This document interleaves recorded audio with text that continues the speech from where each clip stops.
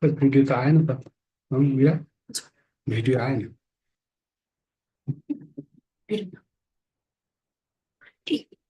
A okay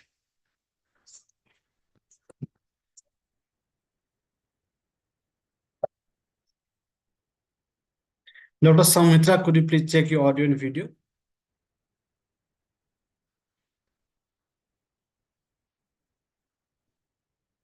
Dr. Sangamitra. Lieutenant General Harinder Singh, could you please check your audio and video, sir? Yeah, I think it's working. Thank you. Namaste, sir. Hello, namaste. Sir. Yeah. Sir, do you remember me? We were at IDSA when you were there. I was also there for some time, sir. I remember, I was just trying to recall as to when did we meet last, Yeah.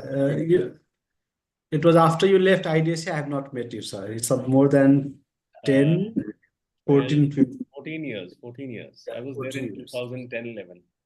Yes, so I was there till mid 2010, I think. So we had an overlap of almost about 10 months there. Probably, sir. I was there from 2000. No, I was there from 10 to 12. So like 2010 February to 2012, mid 2012. So I was there throughout your presence there, sir. Yeah. Because I remember you left when I was there. Acha, okay. I now remember, Yeah, because I was doing my MPhil, then I did PhD, then I went to IPCS. Now I'm back to Nepal. Yeah. Oh, excellent. That's very nice. I was just trying to place you the other day when you had sent me the mail. Yes.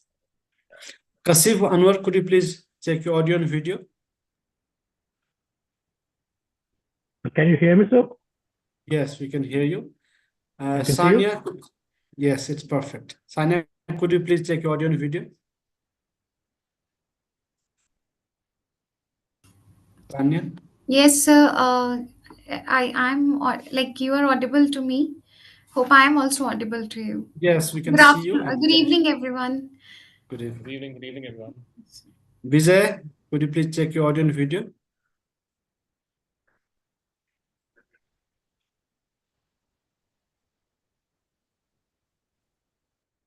Vijay?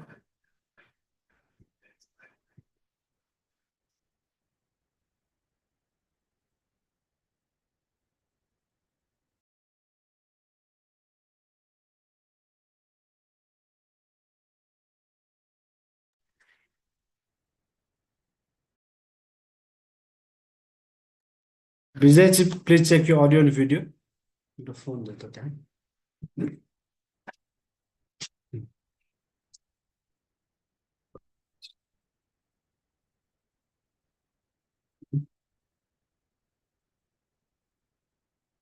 Share बाकी सब संभव नहीं सुना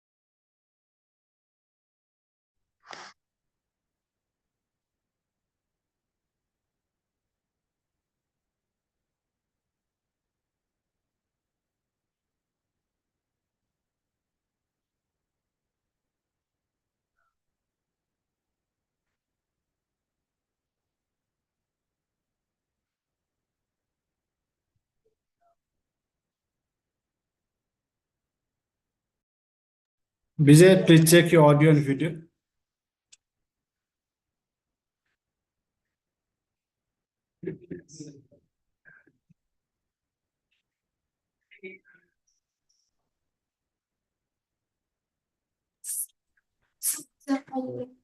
Yes. Can you hear me? Yeah. Yes, yes, we can hear. Yes. Thank you.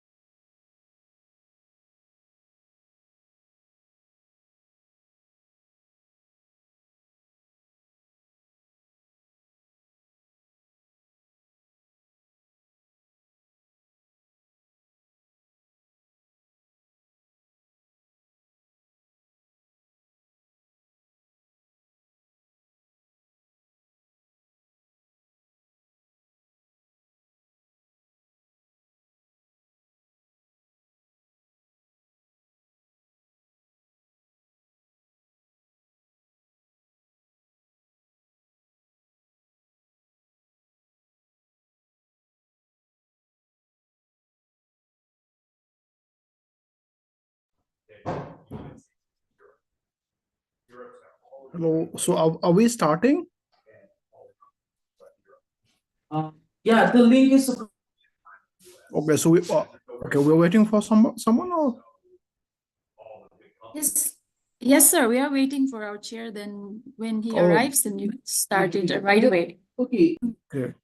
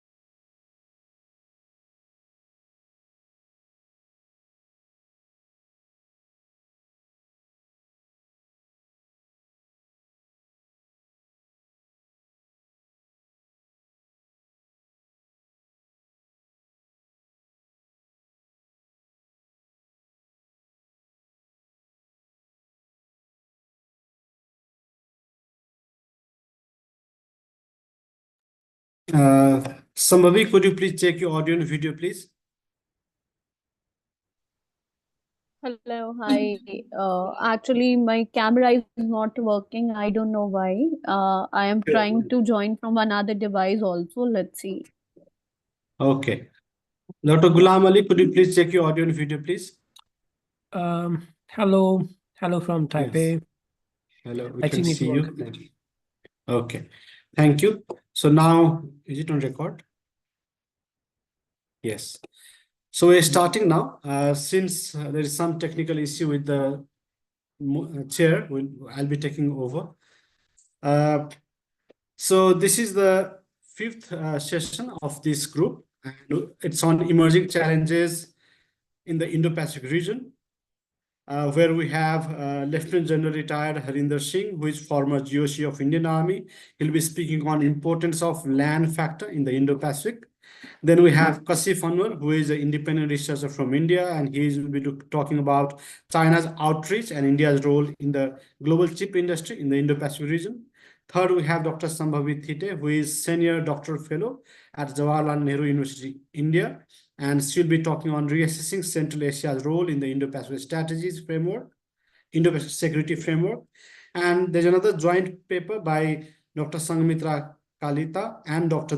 Devi Roy, who are faculty at different universities in India, and they'll be talking about India-Japan strategic cooperation in the Indo-Pacific. Then we have Dr. Sania Makhna, who is assistant professor at Manav Rachna International Institute of Research and Studies in India, and she'll be talking on geopolitics of Quad and beyond, assessing India's regional partnership in the Indo-Pacific.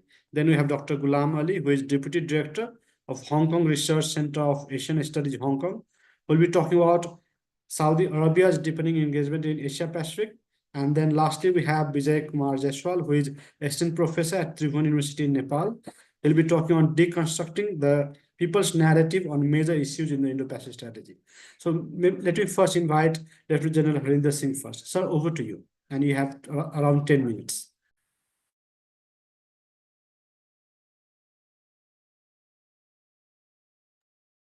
Sir, please unmute yourself. Good evening, everyone. I hope I'm audible. Yes, sir, you're audible. Okay. It's my pleasure to be on this panel on this topic of emerging challenges in the Indo-Pacific. At the beginning, when I received this invite from Pramod, whom I'm talking today after about 14 or 15 years, last when we had met here at IDSA Delhi, I did indicate to him that I have no expertise on Indo-Pacific. And therefore, allow me to choose a topic which is to my liking, that is trying to profile the importance of the land factor in the Indo-Pacific. Before I come to discussing or spelling out a short argument on this, let us look at the several notions of the Indo-Pacific. While there are a large number of them in place, let me just look at two of these to see as to why the land factor becomes important for all of us. As we look at the Indo-Pacific, we all see that as an emerging area of geostrategic competition. In that we say, we all say that it is characterized by the rise of China, which in a way in the Pacific is questioning a reigning power, that is the United States. While in the Indian Ocean region, it is making inroads over these last few years and decades. In a way, one can also say that there is a raging rivalry between US and China in the Pacific. And there is a kind of a budding rivalry that we can see emerging between India and China in the Indian Ocean region. So consequently, what is happening is that we are seeing that a large number of alignments are falling in place, whether these are bilateral, trilateral, or multilateral. And the ones which have now gained quite a bit of prominence is like the Quad or the AUKUS. In a way, is trying to bring in place a kind of a strategic collaboration with a view to build capacity, a certain amount of interoperability.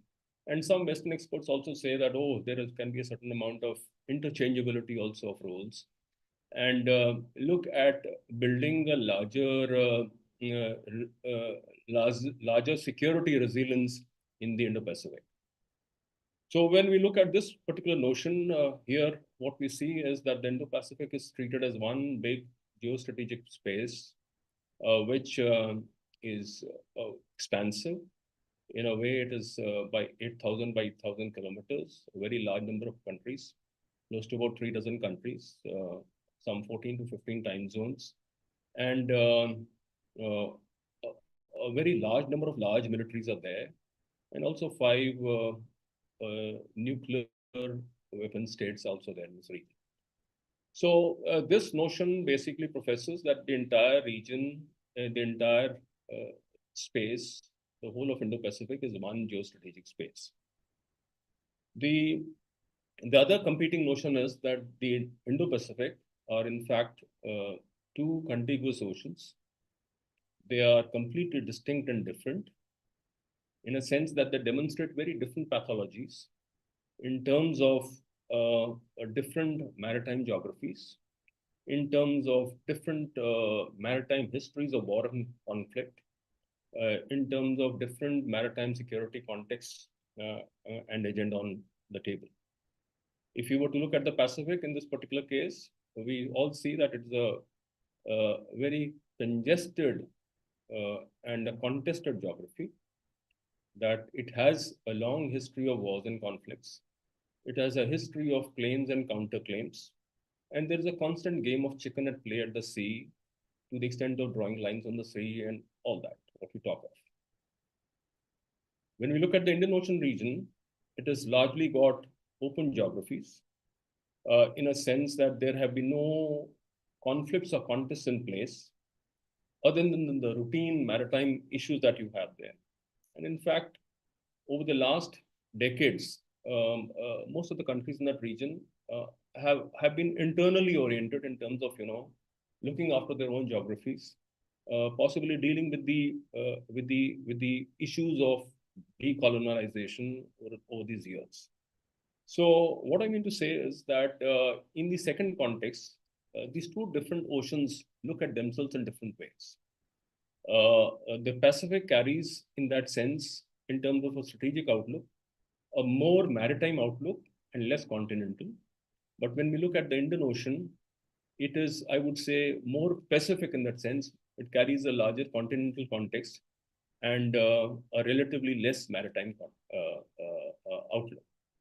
Now, when we look at these 2 different notions, and of course, there are several other notions that are in place, what I want to bring out is that these 2 notions are largely driven by the land factor. When I say land factor, what I mean by that is the landforms as how they come up, as how they exist, either in the Indian Ocean or in the Pacific Ocean. Now, when we talk about landform, we are essentially talking about countries, the shape and size that they take. So you have countries which are peninsular, you have countries which have a deltaic outlook, you have countries which are landlocked, you have countries which have a kind of a coastal outlook. We have islands, large islands, small islands, and island territories, island chains, and all that put together. So if you were to look at the landform in both the oceans, what we find is that there is a subcontinental context and there is a non-subcontinental context. When we look at the subcontinental, whether we look at the subcontinental context or at the non-subcontinental context, which is largely the islands and the island territories, we must remember that the land factor tends to bring in a security orientation which is 360 degrees. In a sense, when we talk about the subcontinental context, it is about land borders, it's about internal security and then maritime security. When we talk about island territories, it is about the maritime approaches to those island territories. Next is the coastal defense of those island territories. And then obviously the internal security of the country per se. So what I mean to say is that the countries where the landform is largely subcontinental have a way of looking at looking at national security priorities. And the countries which are maritime have a different way of looking at the security priorities. So therefore, the land factor is extremely important. Let us take the case of India. In the case of India, we have a large number of land neighbors. We have large land borders. Some of them are even contested. or they are active fronts. We have an internal security situation in some of the states, and we also have a maritime context. So therefore, in our context, as a landlubber, my outlook would be that, look, you have to basically figure out whether you want a stronger continental outlook or a land outlook or a stronger maritime.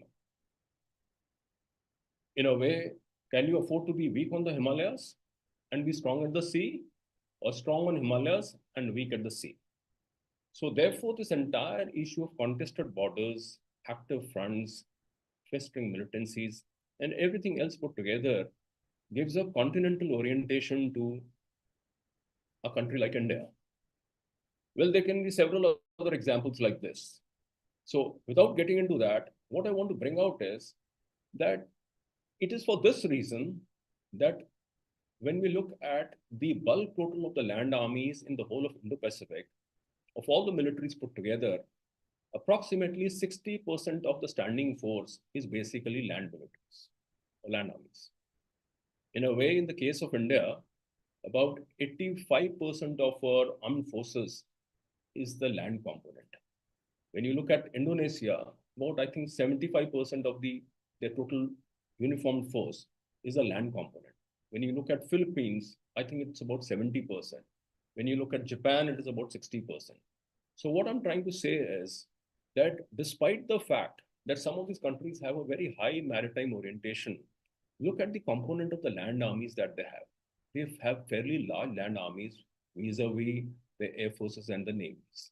And there's a reason to that. And the reason to that is that people live on land, that the governments act from land, and that wars or conflicts basically range at land. So the land component has got a very important role to play.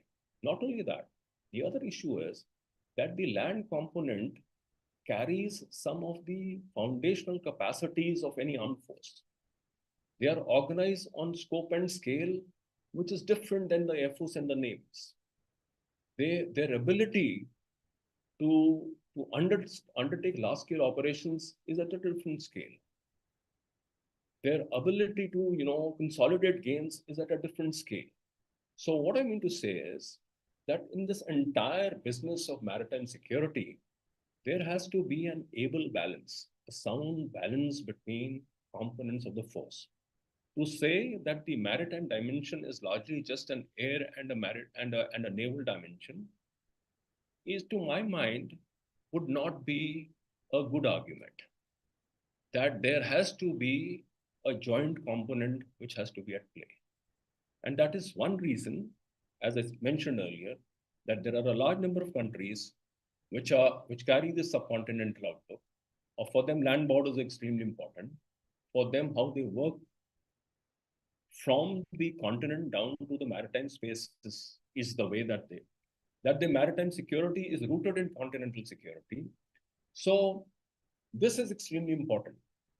So what I was trying to say is that when we look at maritime security, we have to look at the land forms first, at the land factor first, in terms of the standing land armies, what foundational capacities that they have, how possibly they can shape the environment at sea, how can they counter aggression to island territories, are they in a position to undertake large scale operations, can they be helpful to the air and the maritime components in terms of consolidating gains at sea. So this is a purely military perspective, in that sense, what I'm trying to put across to you. So when we look at casting the maritime security agenda, my point is that there is a very important requirement to balance the requirements at sea and at land. Now today, when we are talking about Indo-Pacific, if we try to supplant the context of the Pacific into the Indian Ocean region, my argument is that it should not lead to the overpolarization of the sea. In a sense, that the contest and contestation that is there in the Pacific is not relevant to the Indian Ocean region at this point of time. So therefore, in that context, the maritime dimension weighs in terms of priorities a little lesser. So this all goes about, this helps us to basically make a maritime choices. Now, the maritime choices are all about, protecting your near seas or your far seas, securing the channels or the choke points, strengthening your island territories or strengthening your maritime sovereignty and security. So, in the overall context, what I would say is that while for the Pacific Ocean, there is a kind of an oceanic identity that has evolved, that is of competition and contestation. I would say that in the Indian Ocean, that oceanic identity is still evolving. If that oceanic identity is still evolving, then we have to see as to how do we go about tailoring the maritime dimensions of this particular uh, environment. Uh, till such time we do not build coherent maritime context. It is difficult. It will always be difficult for us. It will always be difficult for countries which are with a continental context or a subcontinental context to break away from these contexts and operate in the maritime domain. Now, so that was my basic argument, that land plays a very important role in the shaping of the maritime context, in the shaping of the maritime security agenda, in terms of balancing the requirements at sea and land, as I said earlier, in terms of as to how does a country decide as to what kind of a money is to be put into men, machines, and material that make the militaries. Okay, has it to be for the land component or for the air component or for the maritime components? In a sense, of course, the the broad spectrum of operations will have to be joined at sea as well, and therefore the right proportions have to be worked out in terms of constituting military forces on the ground. Now, uh, uh, having made that short argument, and since we're talking about emerging challenges at sea, I just want to say that when we look at the maritime dimension, it is extremely expansive in terms of extending right from piracy down to blue crimes. So therefore, if you were to really kind of categorize these big challenges that we have, uh, uh, I can put them at two levels. One, of course, are the structural challenges in terms of there are far too many actors at play at sea. So therefore, how do we break these silos? How do we de-silos different actors on ground at sea and put them together? I think this is a big structural challenge that we have at sea. The other is a functional challenge on which I have a little understanding, but my point is that as an outsider, you always see repeated breakdown of the maritime rules of sea. Now, if they continue to be like this, so therefore, how do you bring order at sea is a structural challenge for us. So in a way, it is about how does a state articulates its policy in terms of controlling various actors at sea, and how do you look at the different routes of the sea? At a functional level, I think it is more of a chain of control issue. It's about information sharing. Is there a requirement to work beyond information sharing in terms of information fusion and all that? What is the outlook towards securing of island territories or securing of coastlines? What are the different ways of securing commerce? How do you secure infrastructure? But purely putting it from, if I were to bring it down to just about 3 or 4 big challenges that we would see at sea in times to come, I think first would be cybersecurity at sea. As the dependency on the sea increases over time, um, uh, you have more traffic and therefore more vulnerability at sea. Your navigation systems and everything put together will become extremely important. Uh, Second is how do we take care of the critical infrastructure that is day by day going at sea? And third, my sense is that as the climatic conditions get bad over time, the weather conditions get difficult. So management of traffic at sea and all that becomes extremely difficult. So the broader point, as I said earlier, was to see that when we look at Indo-Pacific, what could be a coherent maritime context? Is it one, or is it split into two different oceans? Two, that how much does the landform or the land factor influence the behavior of the states within this maritime space? Three, that from a military perspective, what kind of jointmanship is required at sea? That simply calling it as an air and a maritime dimension might not be enough. That there is a requirement to, kind of take into account the land components also in the overall in kind of figuring out the security priorities of the state. So now also what is important is that the countries that carry a very high maritime aspiration, how do they break away from the continental context is also a question. How would that happen? Is it doable or it is not doable in the time frames that we look at? Or is that a culture that would evolve over time and therefore you present that kind of things? So that's all I have. Thank you so much. Thank you. Thank you, sir. Now I'd like to invite Dr. Santesh Kumar Singh to take over. Dr. Santesh Kumar Singh is professor at School of International Studies, Jawaharlal Nehru University. Sir, please take over the session. Thank you, Dr. Pramod. I'm audible? Yes, sir, you are audible and visible. Okay, thank you. So, I think the first presentation has already been conducted.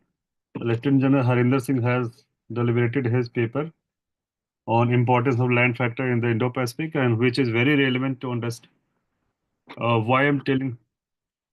So, because whatever practices we are doing for what? To secure our country, right? To work for national security, right? So in that way, this land factor is very important in Indo-Pacific region. All the countries are struggling to secure their border by keeping their forces engaged in Indo-Pacific region. So that way we have heard a lot from Harinder Singh ji. And with this, I am moving next paper presentation to Kashif Anwar, right? Who is independent researcher, also from India. His topic is China's outreach and India's role in global chips industry in the Indo-Pacific region. Another important paper I'm expecting in this session. Kashif. Good evening, everyone. Today, I will be presenting my paper titled China Outreach and India's Role in Global Chip Industry in the Indo-Pacific Region.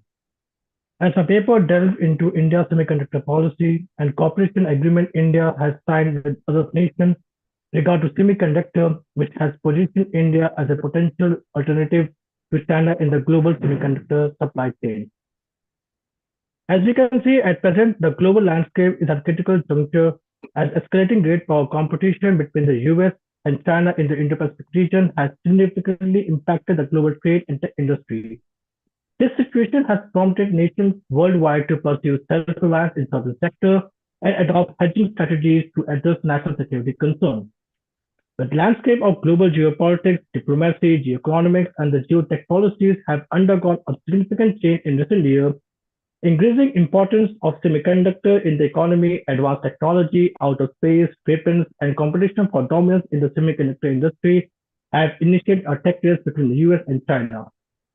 With China progressing towards self-reliance and developing chips for advanced technologies such as artificial intelligence, robotics, quantum computing, cybersecurity, and military advanced radar, communication, navigation, and weaponry systems.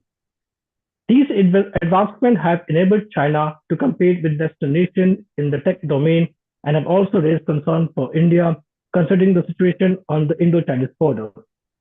This has prompted India and West to pursue the China Plus One decoupling strategy, as we know, which focuses on tech cooperation with chip industry as one of main priorities.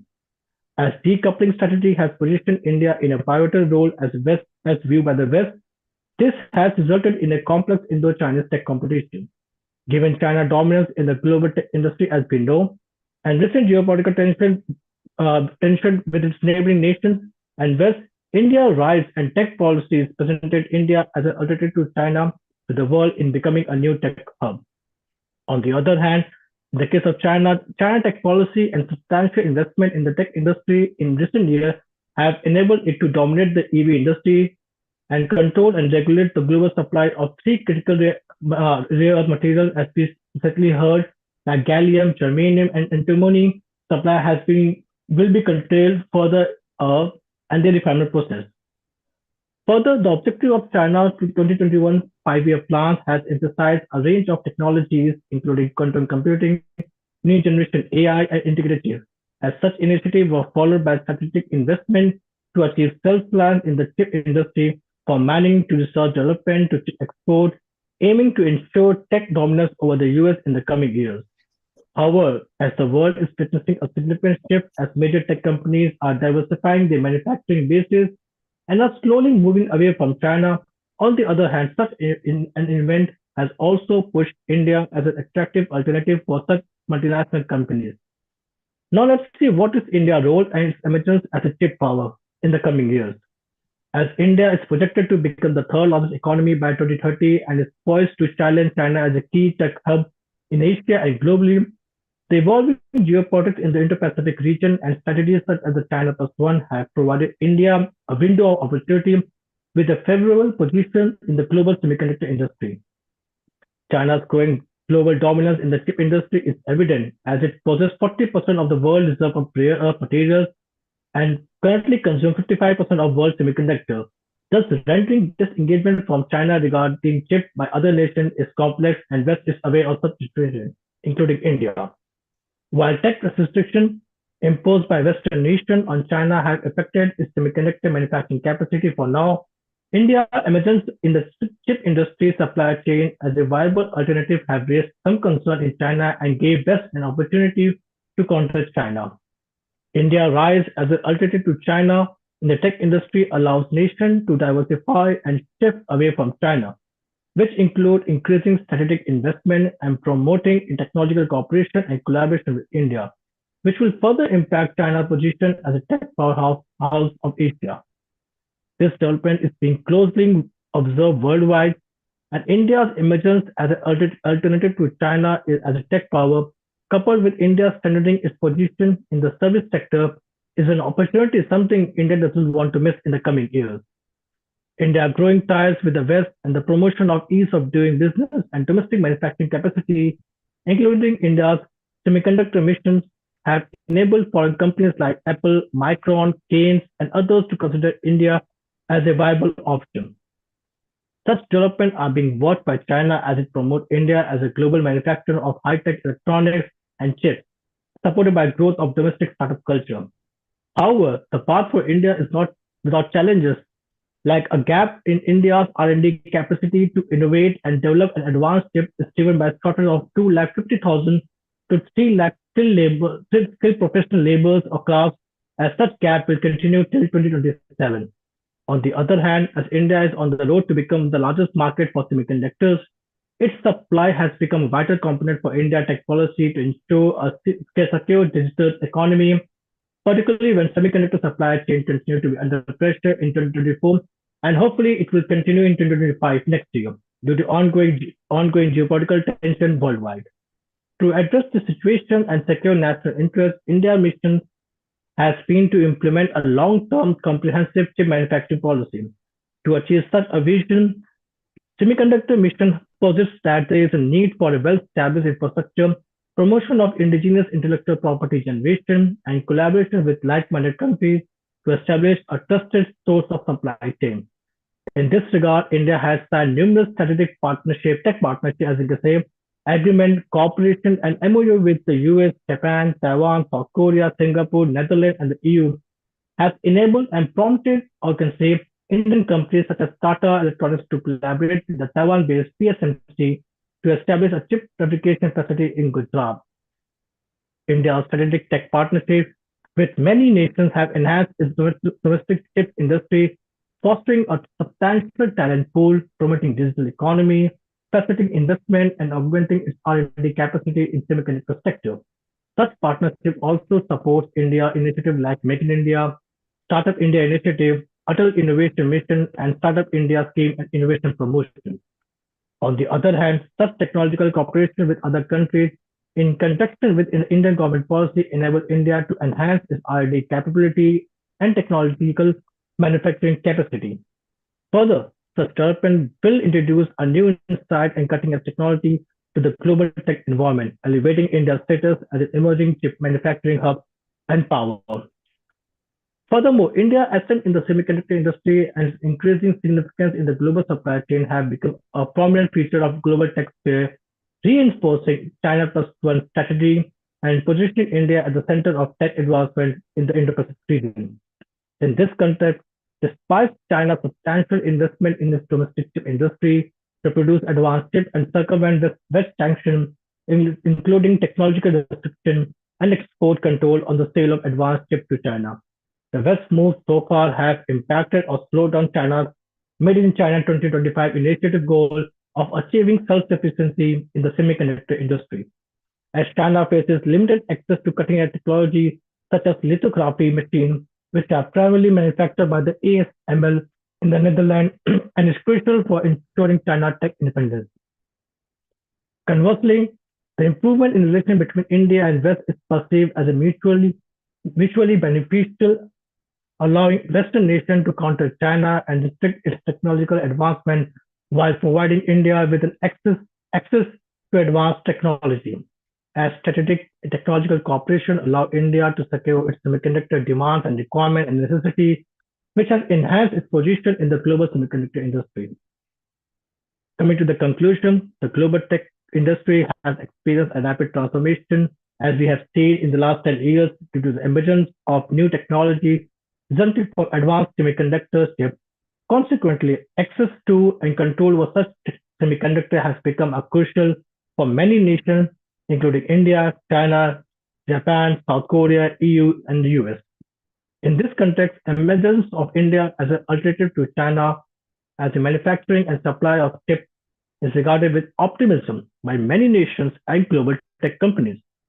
As the West and tech companies anticipate joint venture and strategic partnership with India to ensure mutually beneficial tech collaboration, it has transformed India's role and position significantly at a time when US-China tech competition has become intense and will be becoming more intense under Trump's administration. However, India should continue its trajectory towards becoming a key tech hub and player in the chip industry supply chain, positioning itself as a viable alternative for the global market in the coming years. Thank you. Thank you, Kashif. Thank you for making a very nice presentation on a very relevant topic. And this is what we are listening nowadays across the globe.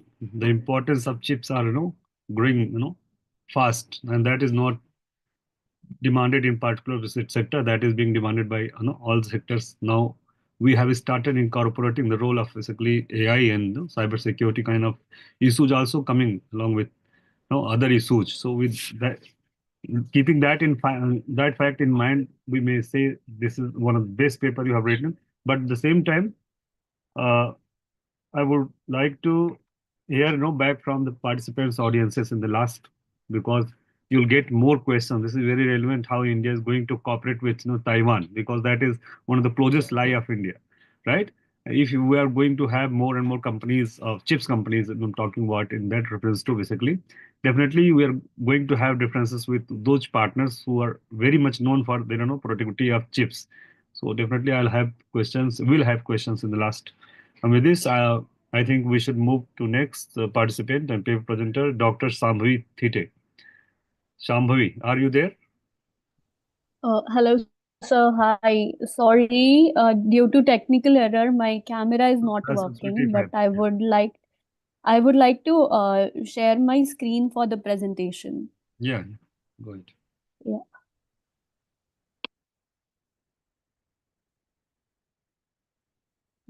Meanwhile, I would like to thanks Pramod ji and nice for inviting me to this very important discussion, and I'm enjoying thoroughly to participate this very important discussion debate.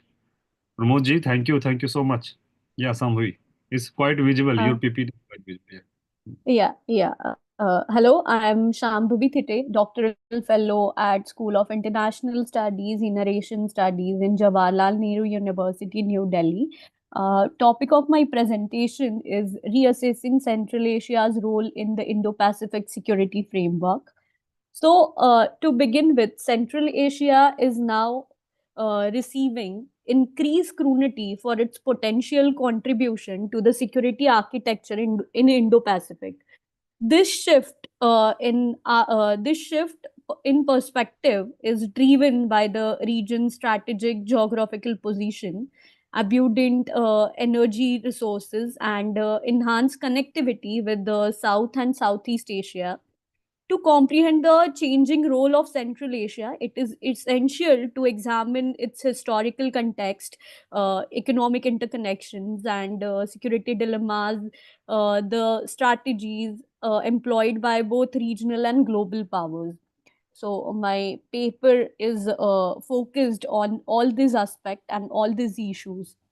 To begin with, historical context and geostrategic significance. We all know the Belt Road Initiative led by China has reinforced Central Asia's status as a vital overland corridor. The establishment of new transportation routes and pipelines has created a connection between China, Europe, and South Asia. This infrastructure offers alternative to sea routes, thereby reducing the risk linked to critical Indo-Pacific choke points such as Strait of Malacca, and consequently, Central Asia's geostrategic significance has shifted from being marginal in Indo-Pacific discussion to becoming essential for diversing strategic axis. Uh, Regarding economic connectivity and New Silk Road, Kazakhstan ranks among the top uranium producer worldwide. So, while Turkmenistan possesses some of the largest natural gas reserves, establishing both nations as a key contributors to the global energy supply chain. Significant infrastructure projects such as Central Asia China gas pipeline and the Turkmenistan Afghanistan Pakistan India, which is TAPI pipeline, are essential for connecting Central Asia's energy assets to South and East Asia, thereby further embedding the region within Indo Pacific energy networks. The INSTC, which is India's vision for Central Asia, facilitates connection between India, Central Asia, and Europe, circumventing traditional obstacles such as Pakistan, which enhances India's market access while diminishing its dependence on conventional maritime routes. This corridor works in tandem with China's Belt Road Initiative, establishing both competitive and complementary pathways that link Central Asia to Indo Pacific economies. This advancement underscores the strategic importance of Central Asia, transforming it into a pivotal land based axis for the Indo Pacific, essential for energy diversification and economic stability. Um then, regarding the security challenges and regional stability, this region is characterized by various transnational threats such as terrorism, drug trafficking, and religious extremism. The 2021 withdrawal of US forces from Afghanistan has heightened the fears regarding the potential for Taliban to influence to extend into Central Asia, and now ISKP is coming with the same vision, so which could lead to instability in adjacent regions of South and Southeast Asia. The combination of porous borders and inadequate governance in certain Central Asian countries renders them particularly, vulnerable to these threats.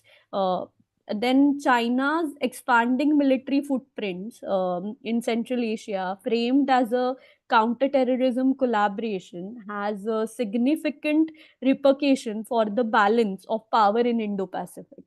So these are the current security and regional challenges, which is hampering the Central Asia's stability. Now, what is the role of regional and global power in this entire issue? India has committed resources to various regional infrastructure projects, including rail and road system, to bolster connectivity and supply chains, and therefore solidifying its strategic presence within the borders of Indo-Pacific context. United States has utilized is C5, which is Central Asia 5 plus 1 framework, as for dialogue and collaboration with Central Asian countries. This initiative addresses the governance, economic development, and regional security issues, including terrorism and transnational crime, fostering democratic governance and transparent economic practices, which resonates with Central Asian nations that are exploring alternatives to the dominance of China and Russia. By integrating these efforts within its broader Indo-Pacific strategy, the US underscores the interconnectedness of Central Asia with maritime and continental security consideration, further solidifying its importance within Indo-Pacific framework. Then the complexities of multipolarity, as many major power like Russia, China, US, and now India is trying to be active in this region. Russia and China has always been active due to geographical proximity, but now India and US is also trying due to the security and connectivity reasons. The Central Asian region is significantly shaped by the Russian influence, particularly through entities such as Collective Security Treaty Organization, which is CSTO, as well as by Chinese engagement via the Shanghai Cooperation Organization, which is we known as SCO. Although these affiliations contribute to regional stability, they simultaneously constrain the engagement of other Indo-Pacific powers, which is, I guess, one of the major challenges we have to deal with in upcoming period. The divergent priorities among these regional stakeholders can result in a disjointed strategy. For example, while India and Japan aim to bolster connectivity and counterbalance China's rise, Russia remains primarily concerned with the preserving its established sphere of influence in Central Asia. This RA and this complexities within the within the big powers and competing interest underscores the necessity for a cohesive strategy to effectively incorporate Central Asia into the broader Indo-Pacific security framework. If we talk about comprehensive perspective on integration and the way forward for this entire issue, for Central Asia to assume a significant position within Indo-Pacific security framework, it is essential to develop unified strategy that takes economic security and governance issues.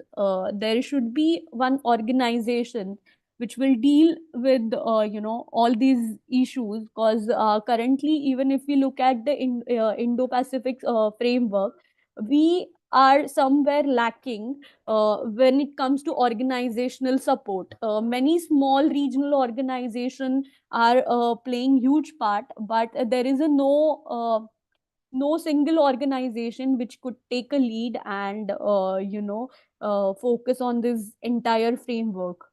So, multilateral entities such as Shanghai Cooperation Organization, the Asian Infrastructure Investment Bank, which is AIIB, and the International North-South Transport Corridor, which is INSTC, can be utilized to enhance stability and connectivity in Central Asia. Additionally, fortifying regional institutions in Central Asia and integrating them into Indo-Pacific discussion can help to unlock the region's full potential. Um, In conclusion, I want to say that reevaluating Central Asia's contribution to Indo-Pacific security framework underscores its growing significance as a land-based counterpart to maritime strategies. It is strategic geographical position, abundant energy resources, and developing connectivity render it a crucial area for fostering broader stability. Addressing the obviously intricacies of multipolarity, transnational threats, and divergent interest will necessitate the sophisticated policies and cooperative initiatives from both Indo-Pacific and Central Asian nations. Uh, the integration of Central Asia into the Indo Pacific framework could serve as a critical element in establishing a balanced and secure regional order. So that's all. Thank you for giving me opportunity to present my paper. And I am Shambhavi Thite, doctoral fellow at Jawaharlal Nehru University. Thank you so Okay, much. Shambhavi, thank you for making very nice presentation. And really, it's the important topic because at present the entire conflict is happening because of natural resources. The country, those regions are rich in terms, are having basically having natural resources are basically getting attraction of basically major powers and the powers who are aspiring to become global powers basically. In that way, this particular region is having another kind of conflict of different Yes, actors like China, Russia, US, India. yes, All these actors are very much there in Central Asian region. So that way, this region, this particular region, is experiencing a lot of challenges. How to deal with such different aligning forces in that particular region. Actually, that is difficult. right. Point coming out Right. in that particular region. With this, I'm going to invite the next paper presenter, Dr. Sanghmitra Kalita and Dr. Devi Roy. Evening, sir. So can you hear me? Yeah, you're audible. I don't know, some problem has come up. The camera, like I'm not able to open the camera. You have to learn more about it. I am a little bit technologically So that's why India is working for chips. No chips. We have to develop. no, I don't know why. Like you have to learn more. I'm not able to open it. So is it okay, sir? Like if I Yes, all right. If that is not opening, we don't have any way out of this crisis. Actually, if to go with this. Yeah. yes. Thank you, sir. So like, are you able to see the slide? Is it visible? Yeah. Yes, it's- yes. Sorry. Just give me 1 second. I'm not able to open it. Okay. So first of all, like I want to thank Nice Nepal for giving us the opportunity and platform. It's a great experience listening to so many speakers across the world. I am Dr. Sanghmitra Kalita, working as a faculty in University of Mysore, Karnataka. So this is the joint paper presentation. So I will be presenting the first half, and the second half, starting from economic cooperation, will be like dealt by Devi Roy. She is also a Genuite, same as me. We have both done our PhD from Center for US, Latin America, and Canadian Division. So thank you so much for giving us the opportunity. The topic of our presentation is India-Japan strategic cooperation in the Indo-Pacific. So India-Japan partnership holds an important position, as we all know, because this paper was already presented in the nautical, nautical slot. A free, open, and inclusive Indo-Pacific is at the core of our special strategic and global partnership. This has been reiterated by India and Japan joint statement that outlines their vision 2025. This is very important, vision 2025, which emphasizes on special strategic and global partnership while working together for peace and prosperity in the Indo-Pacific region. As we all know, Indo-Pacific is a highly contested region. This statement ensured a joint commitment towards devising a long-term action plan concentrating on defense. Yes, I will be speaking on defense. Economy portion will be like Devi Roy will speak. Humanitarian assistance, and most importantly, investing in enhancing the infrastructural connectivity of the region, which is the need of the hour.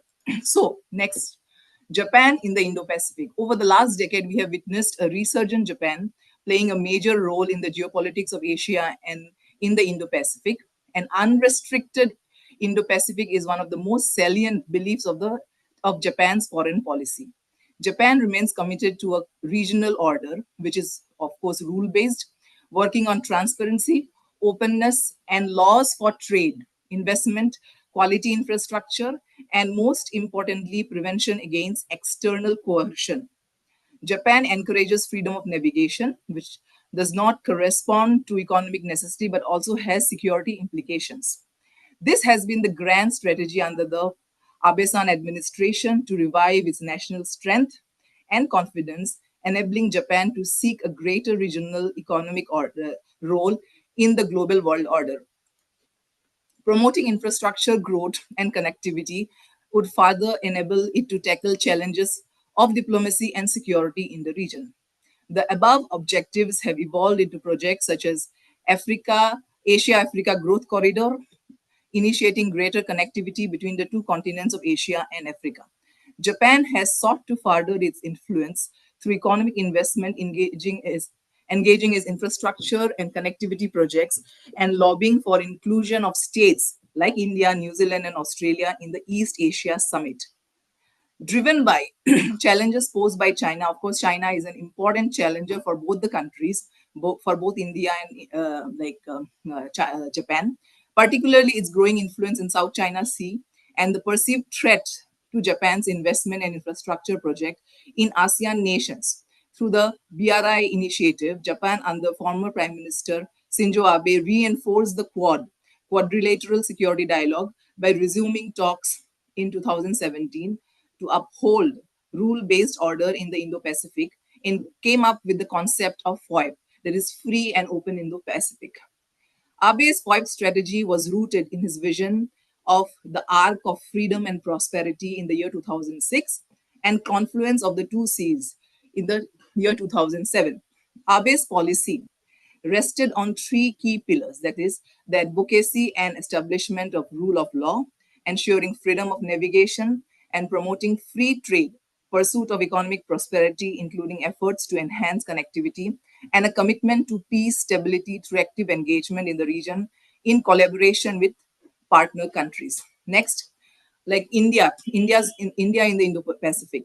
The region of Indo-Pacific also holds prominence for India's commitments towards a democratic and rule-based order with open and free seas,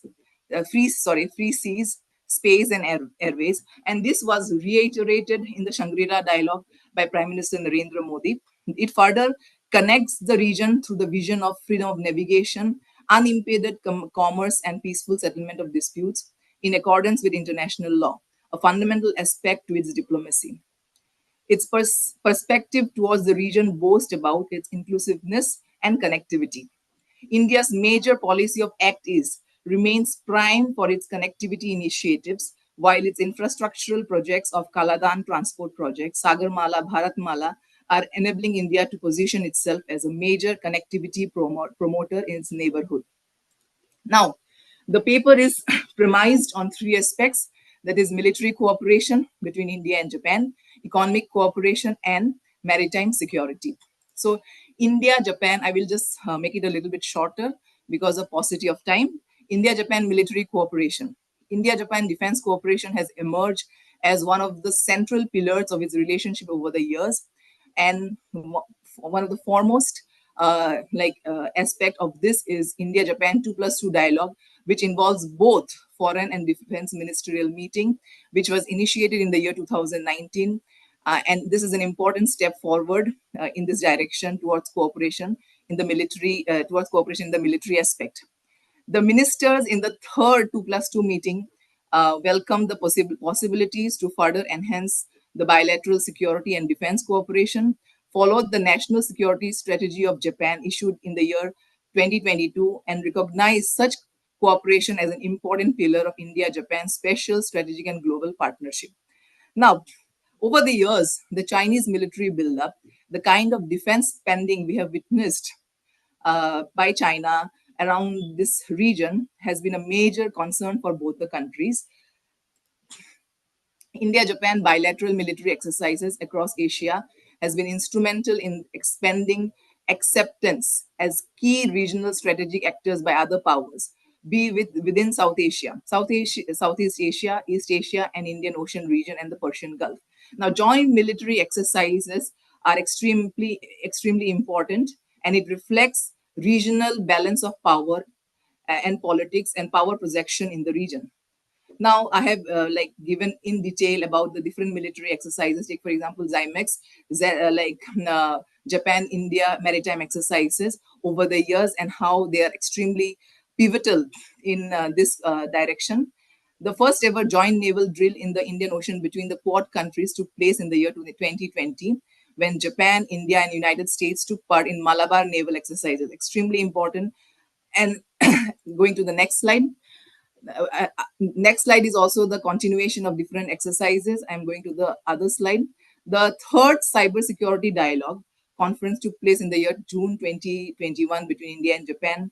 Topics of discussion included capacity building programs, collaboration in multilateral forums, and cybersecurity problems in the post-COVID age.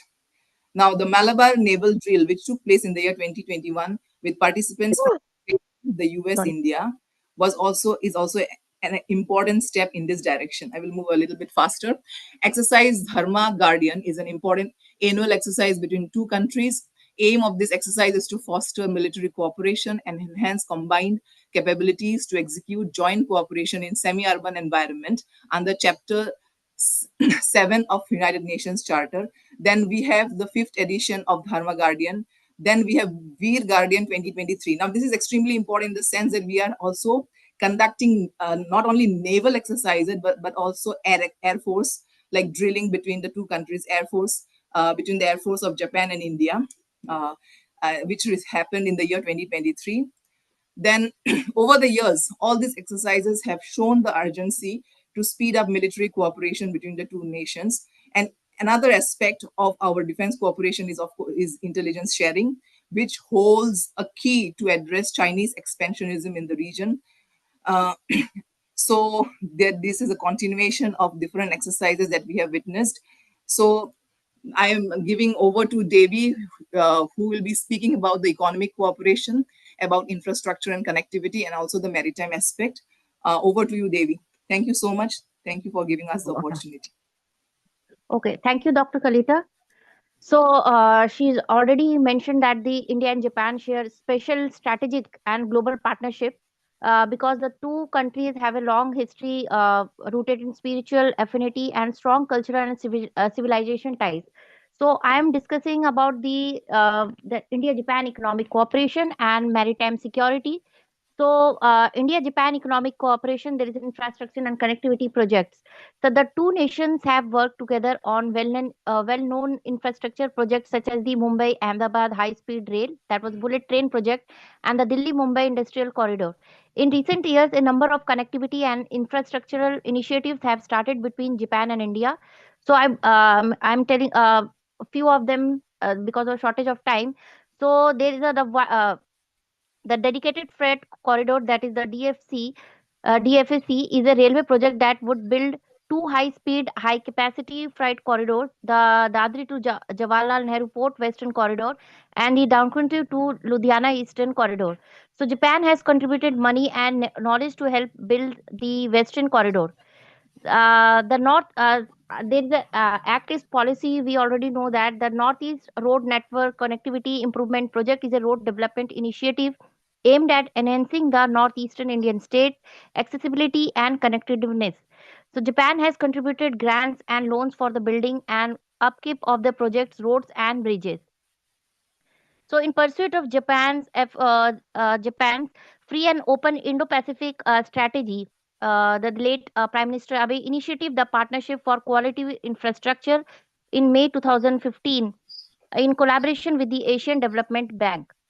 Next slide. A crucial element, if you look at the Japan Indian Vision 2025, involves the development of the India's Northeast region, which I already mentioned, that serving as the conversion point for the India's Act East policy and Japan's FOIP policy. And India and Japan are also collaborating in countries such as the Myanmar and Sri Lanka. Sri Lanka, India, and Japan in May 2019 came up with a plan to develop and operate the East Container Terminal, that is ECT, of Colombo Port under the Trilateral Memorandum of Cooperation (MOC). If you look at the March 2023, Japan's Prime Minister Fumio Shizada, during a visit to New Delhi, building on the foundation laid by the predecessor Shinzo Abe, introduced new initiative for the FOIP. Shizada's FOIP plan revolves around four main pillars, that is important principle for peace and rules for prosperity, addressing challenges as an Indo-Pacific way, multi-layered connectivity, and expanding efforts for security and safe use for the sea to the air. Shida also announced Japan's intention to review its ODA guidelines for the next decade with the aim of continuing ongoing ODA initiative to strengthen collaboration on the FOIP with regional partners. So now I move into the another issues, that was the maritime security. So the maritime issues stand as an important issue because it was the truest example of the global common challenges that was emerging at that time.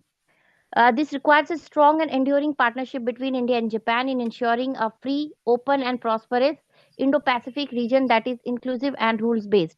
As a major maritime powers in the region, both India and Japan are increasingly focusing on changing the complex maritime landscape of the Indo Pacific. The region remains the strategic pivot for energy sources, housing two of the major sea lanes of communication and choke points of the Strait of Hormuz and Malacca. The situation has been worsening with the growing challenges of sea piracy in the region. For battling the same, India and Japan have been developing their maritime security cooperation under the Regional Cooperation Agreement on combating piracy and armed robbery against ships in Asia. Recap that this have been combined of anti-piracy search and rescue exercise and Coast Guard training through a memorandum of cooperation since 2006. So now I concluded that two of the Asia's largest democracy, India and Japan, already we see that have shared values that emphasize openness and transparency, rule of law, freedom of navigation, and cooperation in the Indo-Pacific region. Further, Japan is one of the few countries with which India has an annual summit at the level at the two heads of government. To conclude, we want to underscore that the fact that special strategic and global partnership relation upgraded in 2014 from strategic and global partnership between India and Japan. Two of the major democracy in the Indo-Pacific has been strengthened due to the alignment of their geo-economic and geostrategic interest. From infrastructure development to economic cooperation and defense collaboration, the multifaceted relationship between these two nations underscores their pivotal roles in the Indo-Pacific. So India has witnessed the alignment of its Act East policy, Sagar, under the largest IPOI with Japan's FOIP in recent times. Thank you so much. Yeah, thank you so much to Sangmitra and David Roy. You both have presented nicely on India-Japan is strategic cooperation in the Indo-Pacific. You have covered a lot of issues within it, and we have to understand there's a very famous saying of there's a very important fact given by Kautilya, Mandala theory.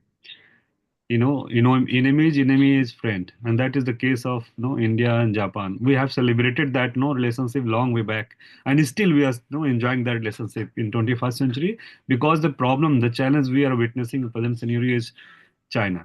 Both of the countries are experiencing threat from China, and that is the common issue which making us to go closer, actually, to work together actually in that way. And these two countries are working not in economic field only, but also in other field, aspects of international politics and international relations too, right? So this is one of the best example to conduct research how countries can have relationship with a sustainable approach, and these two countries have proved that by achieving a lot of successful stories, because we got a lot of assistance from uh, Japan, and the entire developmental process of India has been backed by Japan, and in Japan have always been so keen to help India in rising, particularly as a global leader.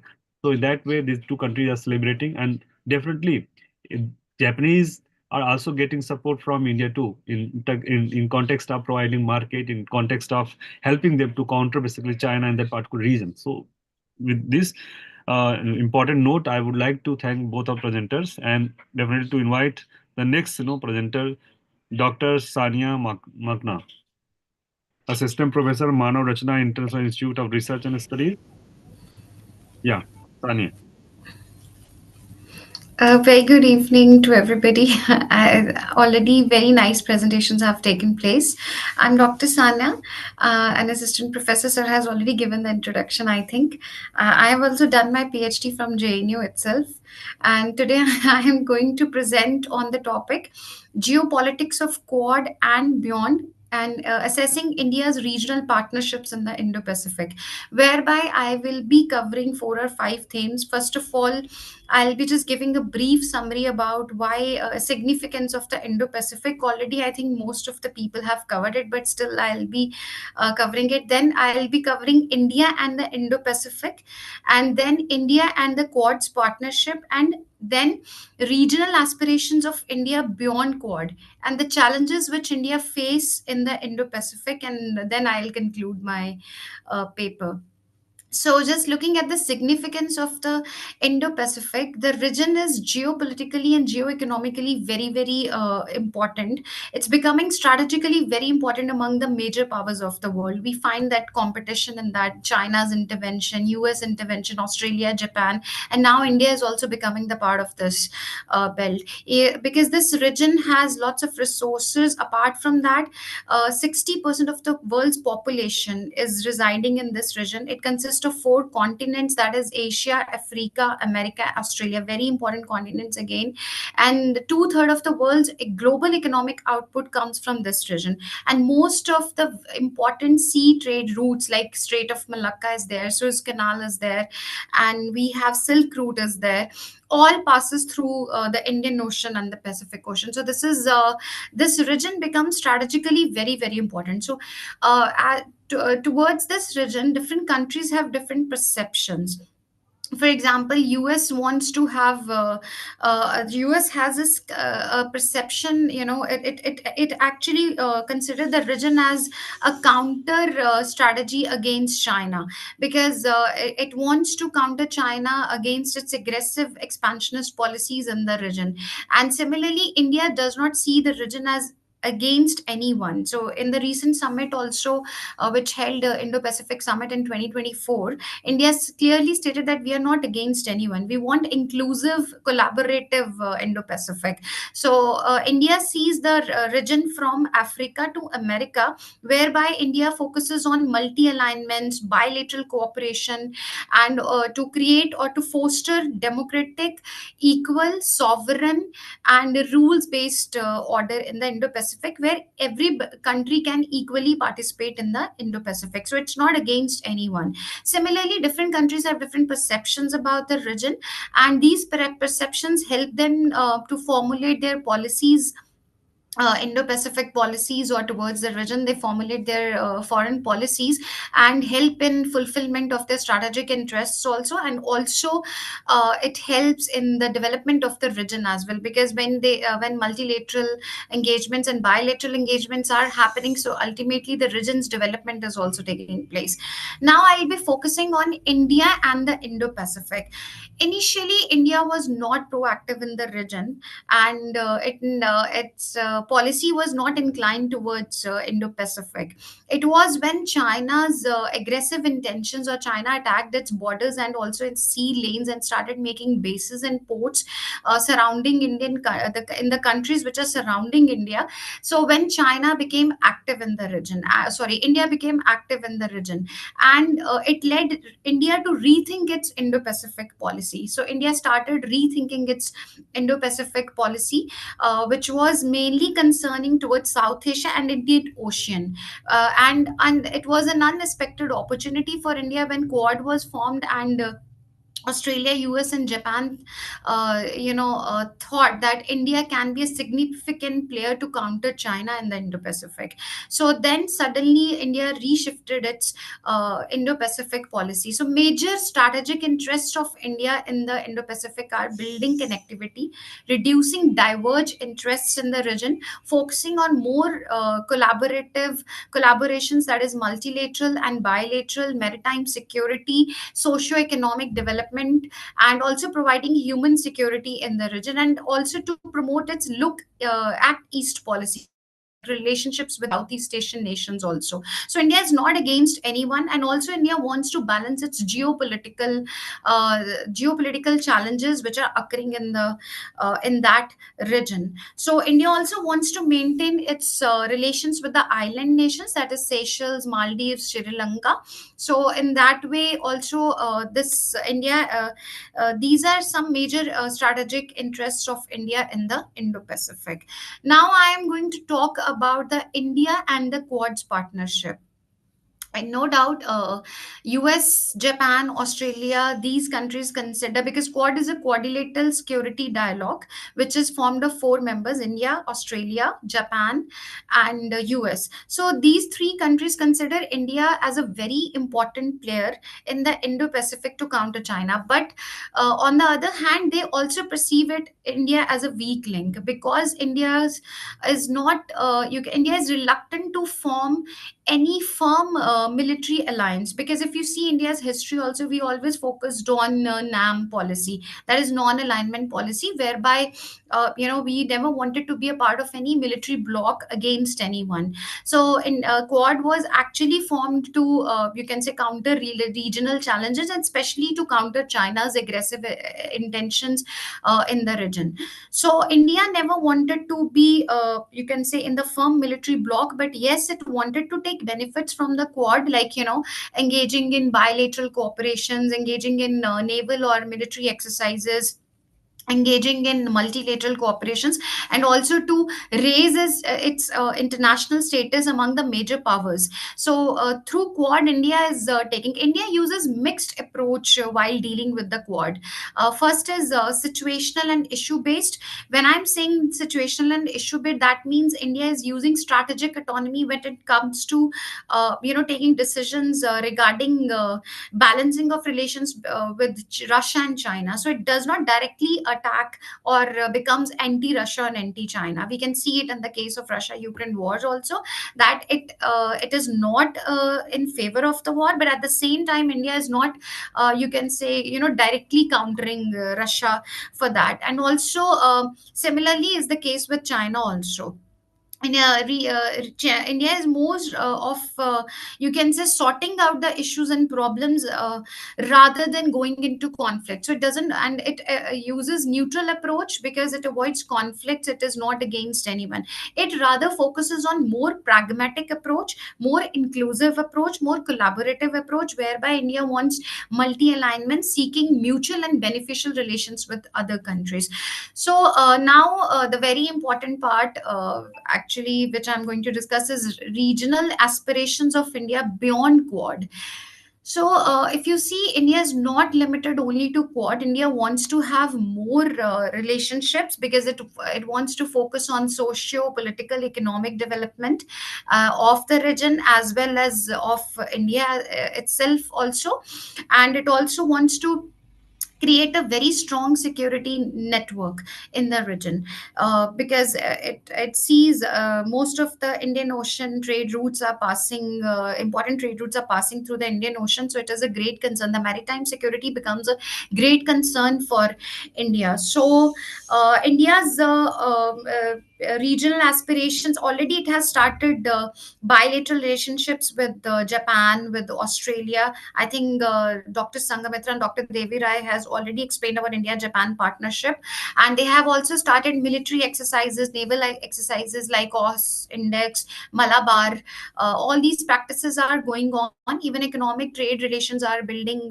India's main priority is the ASEAN nations, that is Southeast Asian nations, because of its Act East policy. And also it wants to promote you can say security, very strong security network among the island nations also.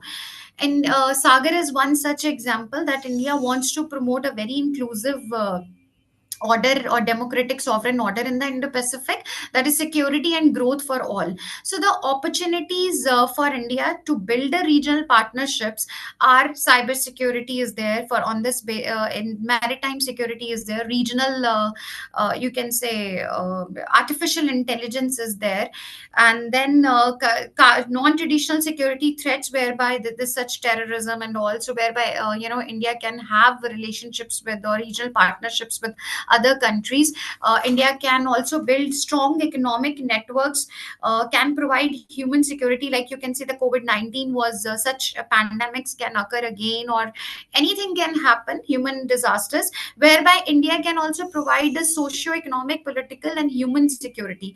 So in the region, so regional partnerships can be built on these opportunities. And now I'm going to talk about the challenges which India face. So India has no doubt many challenges. The biggest challenge is the lack of proper infra, the capacity, and you can say which we have. China in the Indo-Pacific through its BRI initiative, because it's making a very strong network with the Southeast Asian countries, Central Asian countries, and other countries. So India has to become, you can say, fasten its pace to make good relationships with the Southeast Asian nations, as well as with among other major powers also. And India should also increase its like India lacks in defense, modern defense infrastructure, which again becomes a challenge for India, as China's increasing militarization in the Indo-Pacific is becoming a challenge for India. So India needs to increase its defense infra, modern defense infra, we can say we have, but we needs to improve more.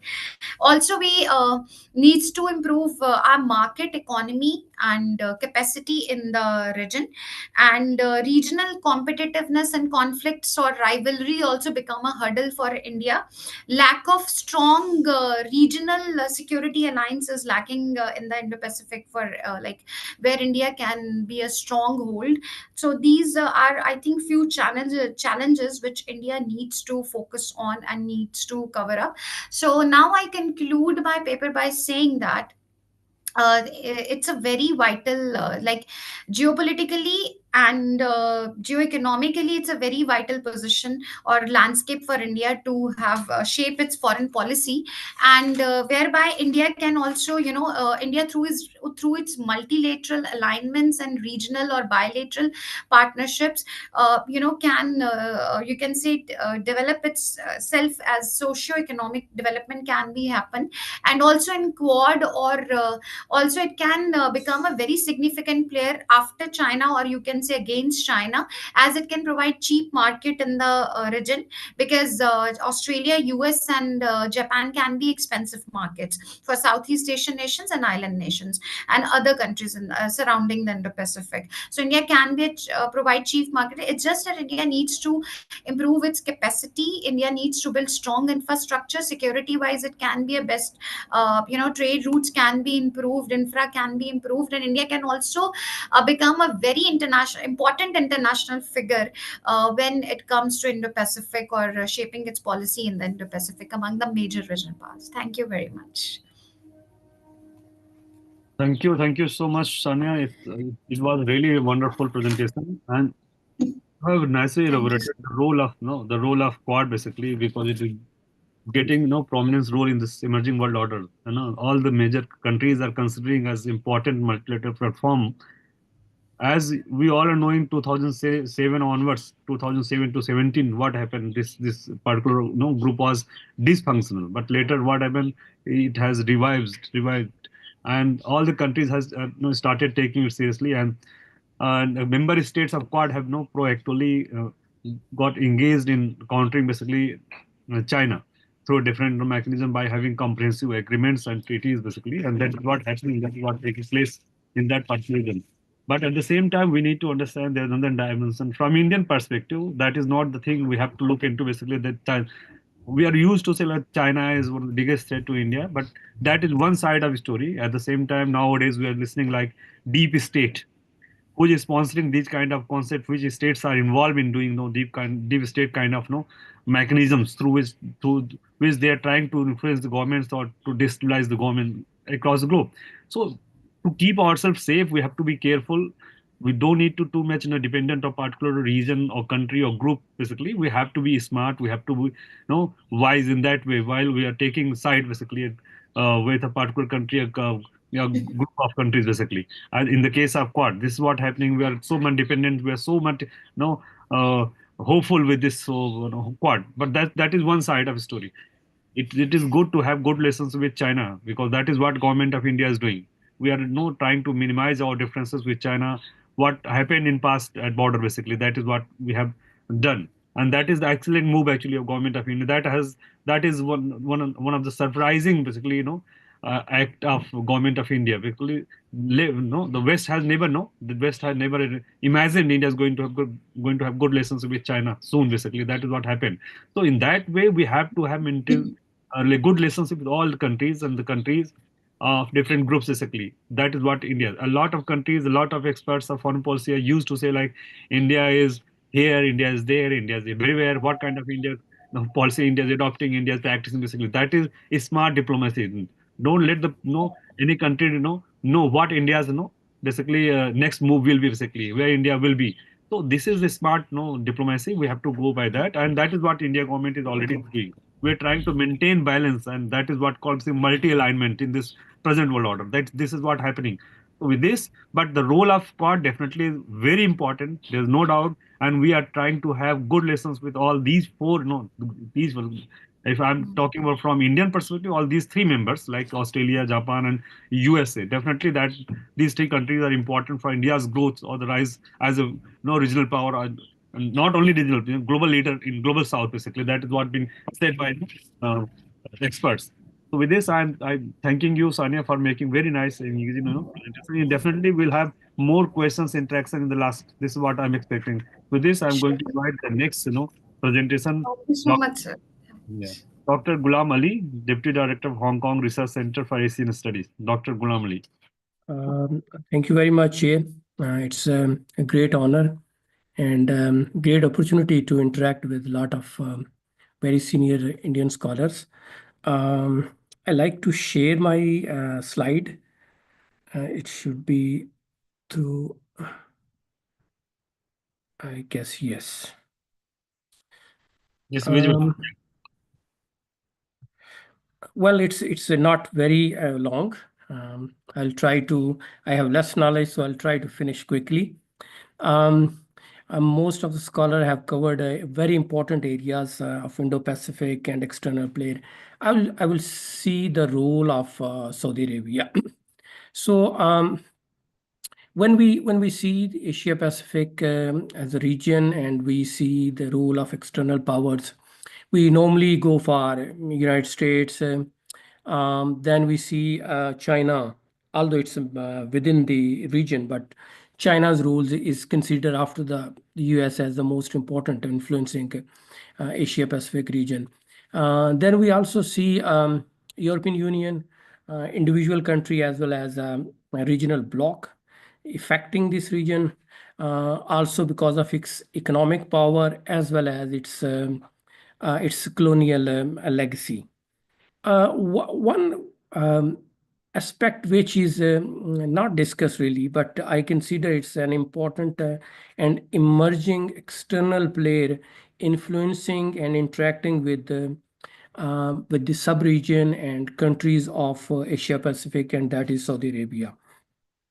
So I will mostly cover on Saudi Arabia's recent engagement with the Asia Pacific countries.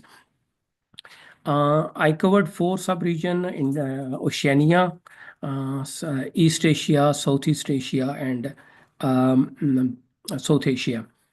I started this work from around 2015 when there was a change of leadership in Saudi Arabia, in which we see the Crown Prince Mohammed bin Salman and his father assumed the charge and became president, king and crown prince. I normally study this from a regional approach. There might be some suitable IR theories which explaining why Saudi Arabia is very engaged with the Asia Pacific countries, but I took it from a regional approach. I found that from 2015 till now, and keeping in view the trend, Saudi Arabia has an unprecedented diplomatic engagement with the most important countries of Asia Pacific. I try to find out the reasons, what drives Saudi diplomacy towards these regions. It's more empirical study. if we go back to the history of modern Saudi Arabia, we see its its policy revolve around two factors: oil for security. It supplied oil to the West, especially US, and in return, these Western power provided security to the Saudi regimes. And geopolitically, maximum Saudi Arabia was confined with its rivalry with Iran. This was two dominant factor which were seen in Saudi diplomacy for the decades.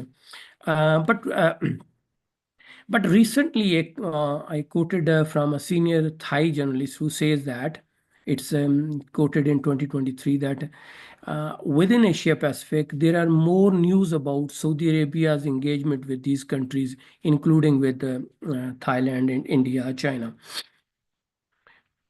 So we see Saudi Arabia is deeply engaged in diplomatic ties with all countries, as mighty as China and India, and as small as Oceania's tiny nations whose population is hardly a few thousands. Um, we also see that Saudi Arabia from 2015 onward is engaged in repairing its ties with the Asia Pacific countries. For instance, Saudi and Thailand relationship was cut off from around 80s. There was no diplomatic ties for more than 3 decades over a Saudi consulate and Saudi staff's murder in Bangkok. So Saudi Arabia restored these relationship 2 years ago. We also see that Saudi Arabia's relationship with Australia and New Zealand were not very strong mainly due to the human rights issues. But we see Saudi Arabia took an active role to stabilize these relationship, and now we see that Thai and Saudi relationship are improving in dimension. Similarly with Australia and New Zealand. We also see that Saudi Arabia's new engagements with the mighty China and India. Saudi Arabia historically has more closer ties with Pakistan and sided with Pakistan on some of the issues which were concern to India. Similarly, Saudi Arabia's connection with China was quite limited through 20th century. But now we see that Saudi Arabia is engaging both these countries actively, and Saudi-India relationship has significantly improved in different areas. We also see that Saudi Arabia is moving from the nearest country to geographically as well as the farthest in the Indo-Pacific. So this is very different approach in Saudi diplomacy recently. Similarly, as I mentioned before, that in Saudi diplomacy, it's not caring about the size of the countries. It's also going to very tiny small states. It's in Oceania, and it has invited all those small states in Riyadh 2 years ago. Another important aspect in Saudi assertive diplomacy or active diplomacy recently that it is developing relationship irrespective of other countries' culture, political systems, level of development, etc.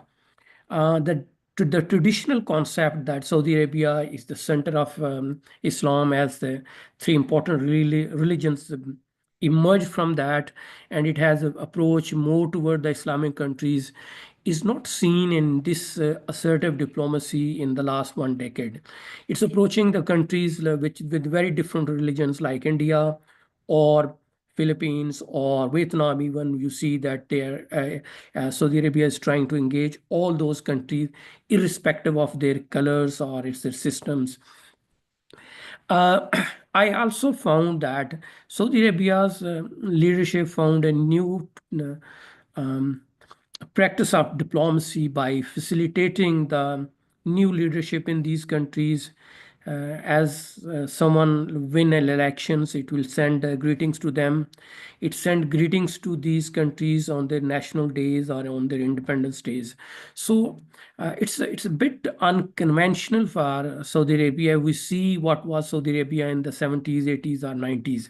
So this is just one example of Saudi Arabia's active diplomacy in the last 1 decade.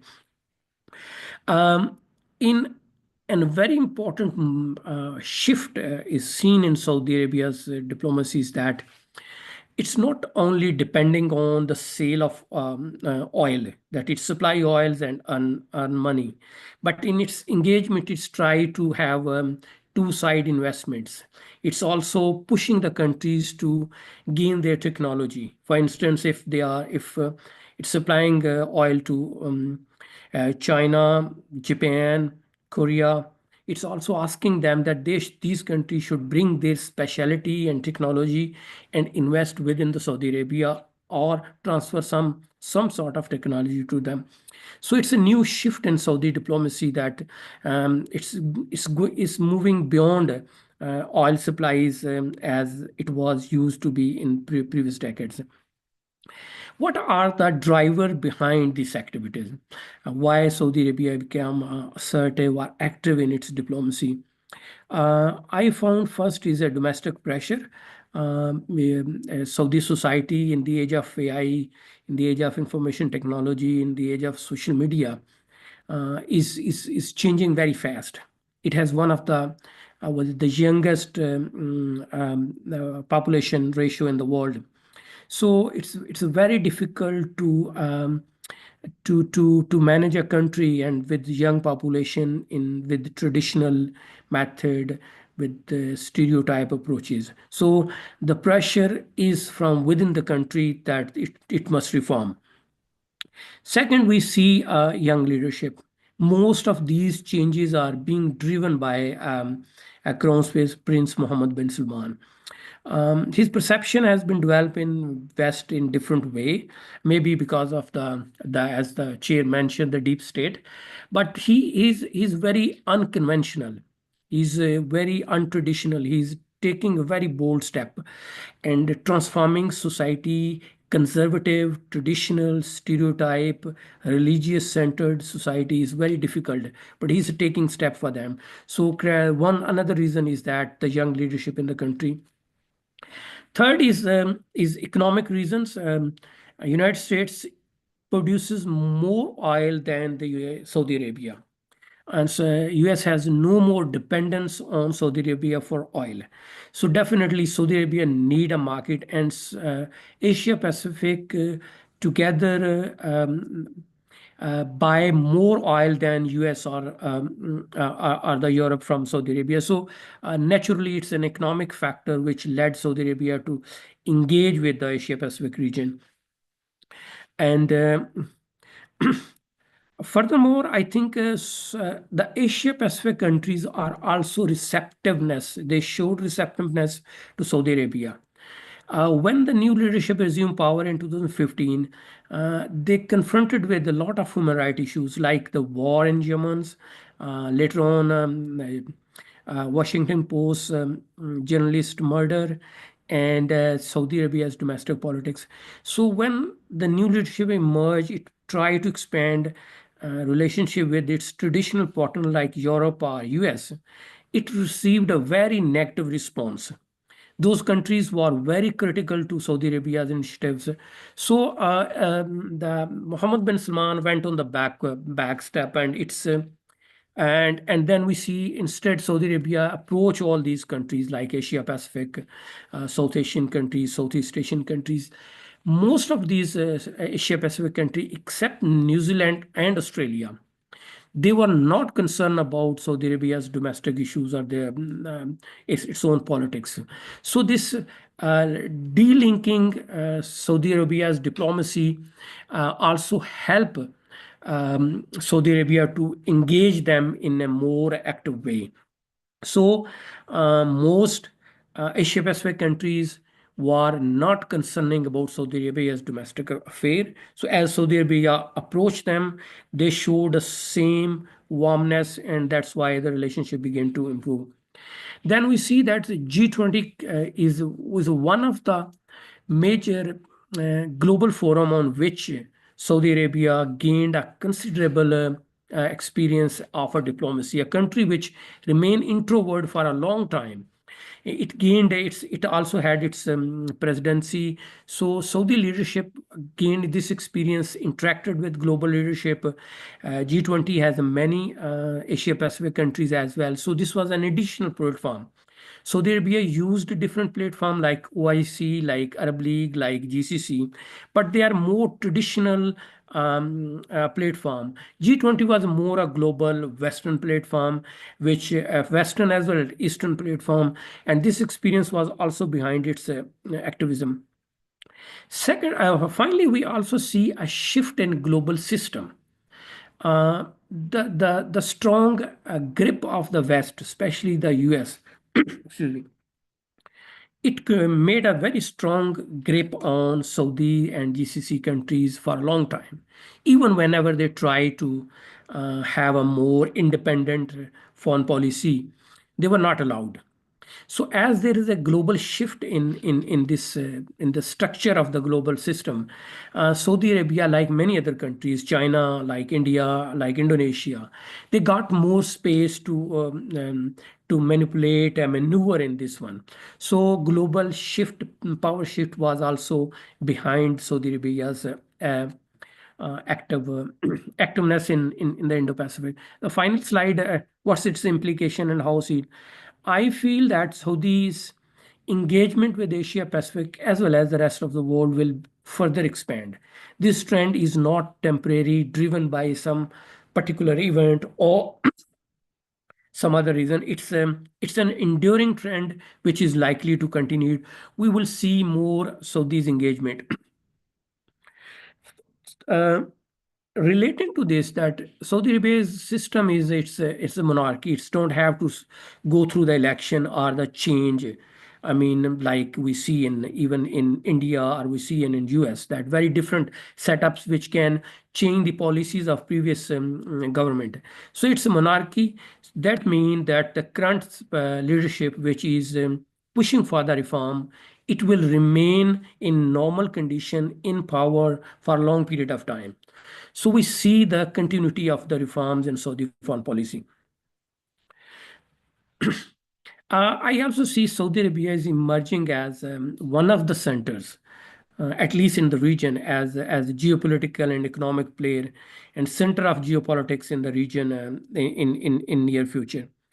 I also see that the new phase of mid-Asia is emerging, like it's Middle East and Asia's confluence at multiple level, not only with Saudi Arabia, but also with other countries. This will also be a trend, at least in the region, or at least one of the trends in Asia Pacific region. I also found that Saudi Arabia is fastest transforming country domestically, in economic terms, in political, in geopolitical terms as well. Therefore, I will end to the same saying of a Thai journalist that we will see in Asia Pacific, we will see more news about Saudi Arabia interacting with the world. Thank you very much. Thank you, Dr. Ghulam Ali. Thank you for making very nice presentation. Another important presentation you have made in this very important session. Why I'm telling so? Because I have being a student of IR, this is what I have observed. Like Saudi Arabia have been a country which have never, shown its interest to becoming part of any particular group. Basically, it has always been maintaining balance among different groups, and that's why it is celebrating or enjoying basically having good relations with all blocks: China, USA, India, and the other part of the world like. Australia, New Zealand too. You have mentioned Australia, New Zealand. They don't care what kind of domestic issues are taking place there in Saudi Arabia. Of course, that is true. But at the same time, Saudi Arabia is having good relations with those countries which have no concerns, direct or indirect concerns in domestic politics of Saudi Arabia. Even though Saudi Arabia is trying to maintain relations with those countries too. So this, like the case of India, India is having very close relationship with Saudi Arabia in particular time framework.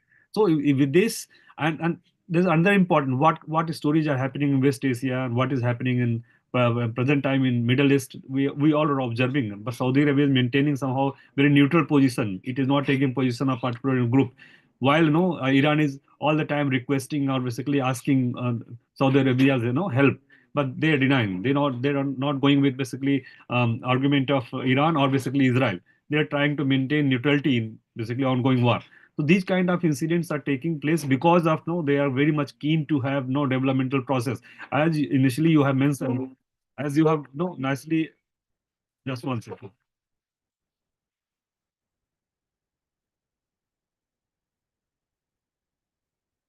Yeah, you have rightly mentioned one important point, like what I was talking about here. The war. I was talking about Middle East war. What is happening between this Israel and Palestine, and Iran versus Israel. These kind of incidents are taking place over there. But still, Saudi Arabia is trying to keep itself away from these kind of conflict, confrontations, wars. Basically, that is what leading them to become basically a very important player in that particular region in terms of development, in terms of becoming economically powerful country. And initially, yeah, that was the point I wanted to mention here, like oil for security, right? That was the point you have oil for security, at the same time oil for development. That was the transformation there that is taking place. Yeah, security is important point, really that is important, but at the same time they are focusing too much on developmental process, and that is what they have achieved. They have proved this oil we are utilizing for basically our developmental things, like infrastructural development. They are having one of the best cities in the world at present. Basically, infrastructure and electricity they are providing to their people. A health system they are having very strong. In terms of educational system, they are coming with so called the biggest of the universities over there in Saudi Arabia. So these kind of things are taking place, and that is happening because of they are very much clear in their vision, what they are trying to achieve and where they are to move into. Basically, with this, I would like to thank you, Dr. Ghulam Ali, for making a very nice presentation, and definitely I would like to invite the next presenter of the session, Dr. Vijay Jaiswal. Vijay ji, I made you wait for a while, but I was sure yes, you'll be able to join. Yeah. Can you hear me?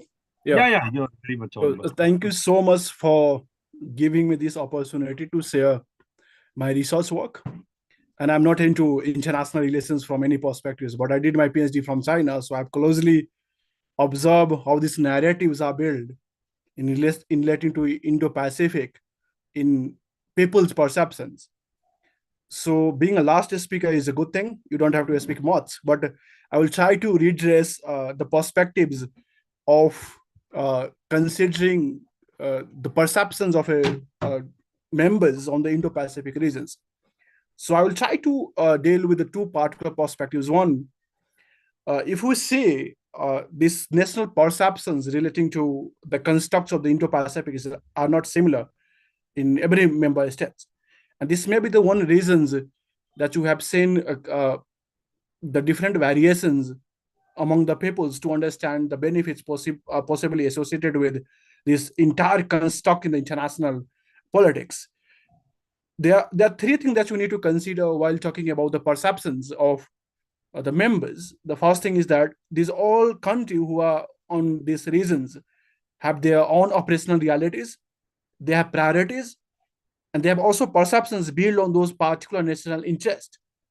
So as some of the speakers were saying, with Chinese governments, which each nations are trying to have a good relations in the one way, and they're also trying to admit the fact that China's economic, political, and the military expansions could be a threat to these regions. So in that way, these possibilities of convergence and divergence in perceptions need to be clearly identified if we really want to get the benefits out of it. So there are three perceptions based on the material facts that have been identified through conducting a proper research on it. The first thing, we need to have a cooperate, collaborate, and the coordinate.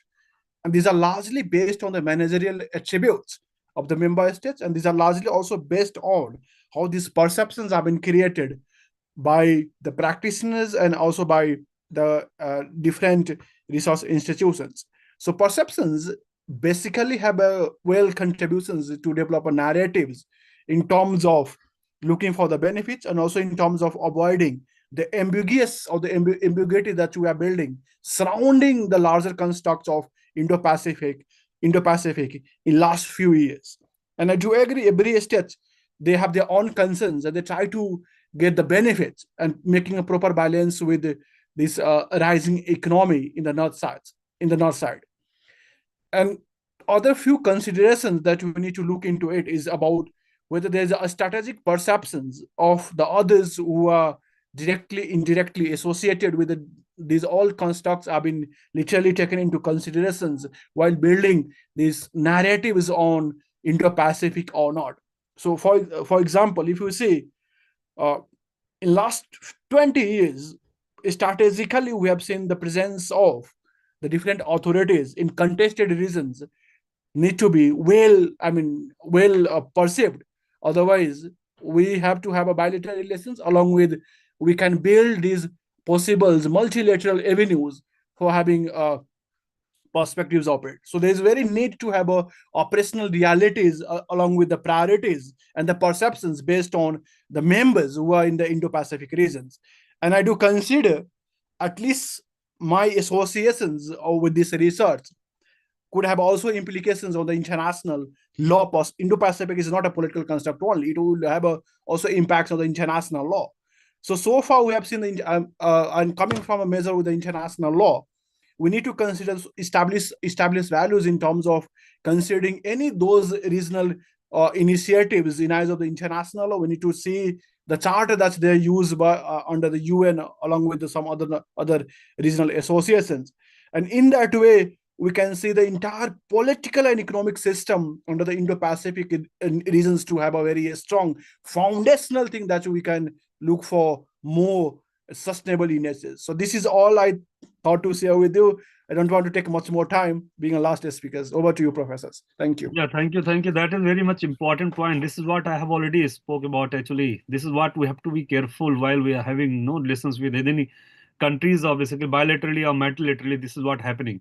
I know a lot of people are there who are used to say like India should have good relations with Quad members, but that is one side of story.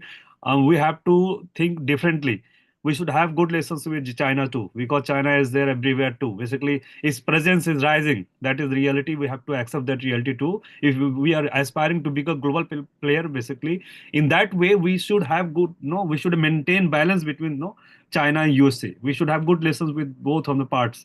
We can't say like we are going to have good relations with USA but not with China, because we are having differences with basically China, and differences are there with USA too. Still we are having good relationship with Asia. So definitely there are a lot of issues we have to think differently by engaging all the countries, all the member states which are willing to have good relations with India. If India is aspiring to become basically global leader in that way, no, China is also trying to minimize its differences with other countries, other part of the world. Like it is trying to minimize differences from Japan, Mongolia, Vietnam, India. All these countries are there which China is trying to engage. Basically, this is what happening, and in that way, basically, India also trying to have relations with, trying to maintain balance in having relationship with basically different actors in different regions. Basically, so that is very good idea, deconstructing the people's narrative on basically major issues. This and another important point we have raised, like major issues. There are numerous issues are there. Basically, you can't say like we are, that is very much limited with particular set of issues. N number of issues are involved within that. So we're not going to discuss because due to shortage of time. So now I'm going to invite all the participants who are participating in this particular session to ask questions, queries, or doubts, and that is what makes a session healthy. Please raise your questions, queries to basically speakers.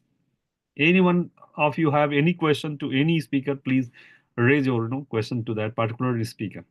You all are invited. Yeah. Is there a question, query? Yeah, I know you all are, about to have dinner. Yeah, Dr. Ghulam Ali, please. I think, Chair, you have already answered this to a certain extent. I wonder how you view the recent disengagement between China and India, and where, keeping in view the history and keeping in view the recent experience of 4.5 years of confrontation in which both sides learned, where you see this relationship going in next near to midterm future? Yeah, this is a very important point. This is what happening. And this is what actually we are observing here, being an Indian citizen. Actually, we have no been differences with China since very long. 1960 onwards, 62 onwards, basically, we have no differences with China. But you have to understand what kind of factors involved in basically while going. We are going, against basically passing argument or basically doing or adopting any policy against China. Basically, there are several factors. And there's another important point I would like to clear before I explain the major issues. The major For many years we have celebrated very close relationship with China, and China have been very, the largest basically trade partner of India for many years, and that is what made West which is basically uncomfort.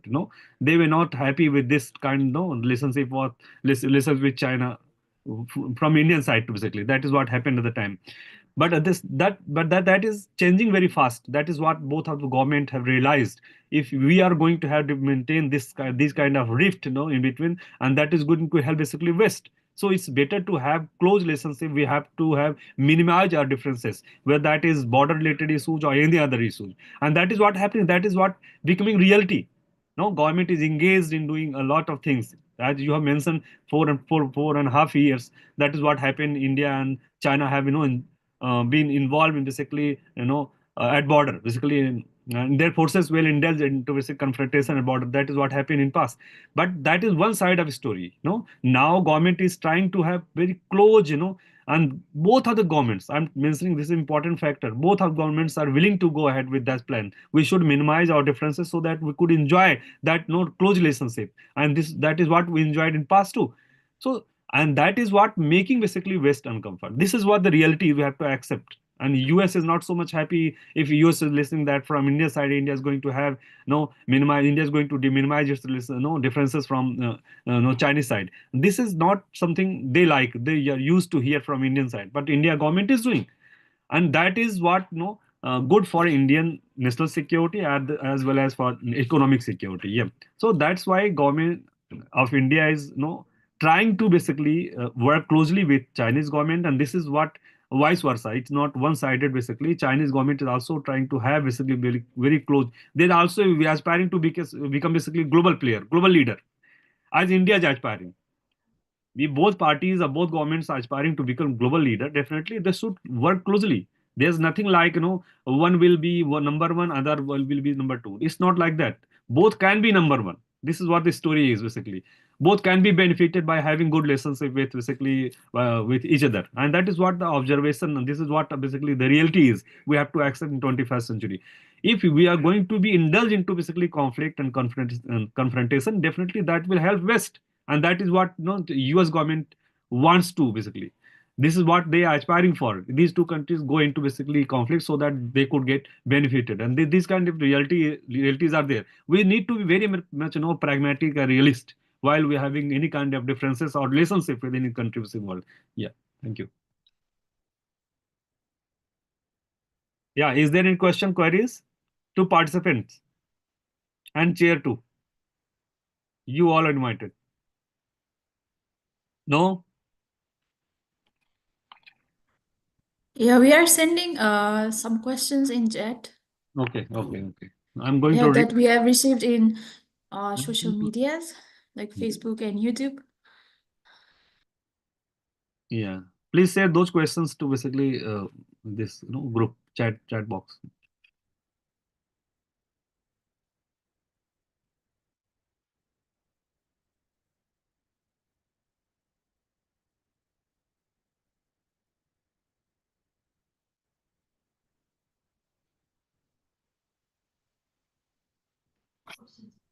There are two questions for General Singh and one for Kashif. Yeah. Okay, just 1 second. I read for you, or you can. I'm just reading the questions. Question on Facebook for Lieutenant General Singh. How do land-based military installations and border security influence the Indo-Pacific's maritime security environment? Sir, do I need to read again? How do land-based military installations and border security influence the Indo-Pacific's maritime security environment? That question goes to Lieutenant General Singh.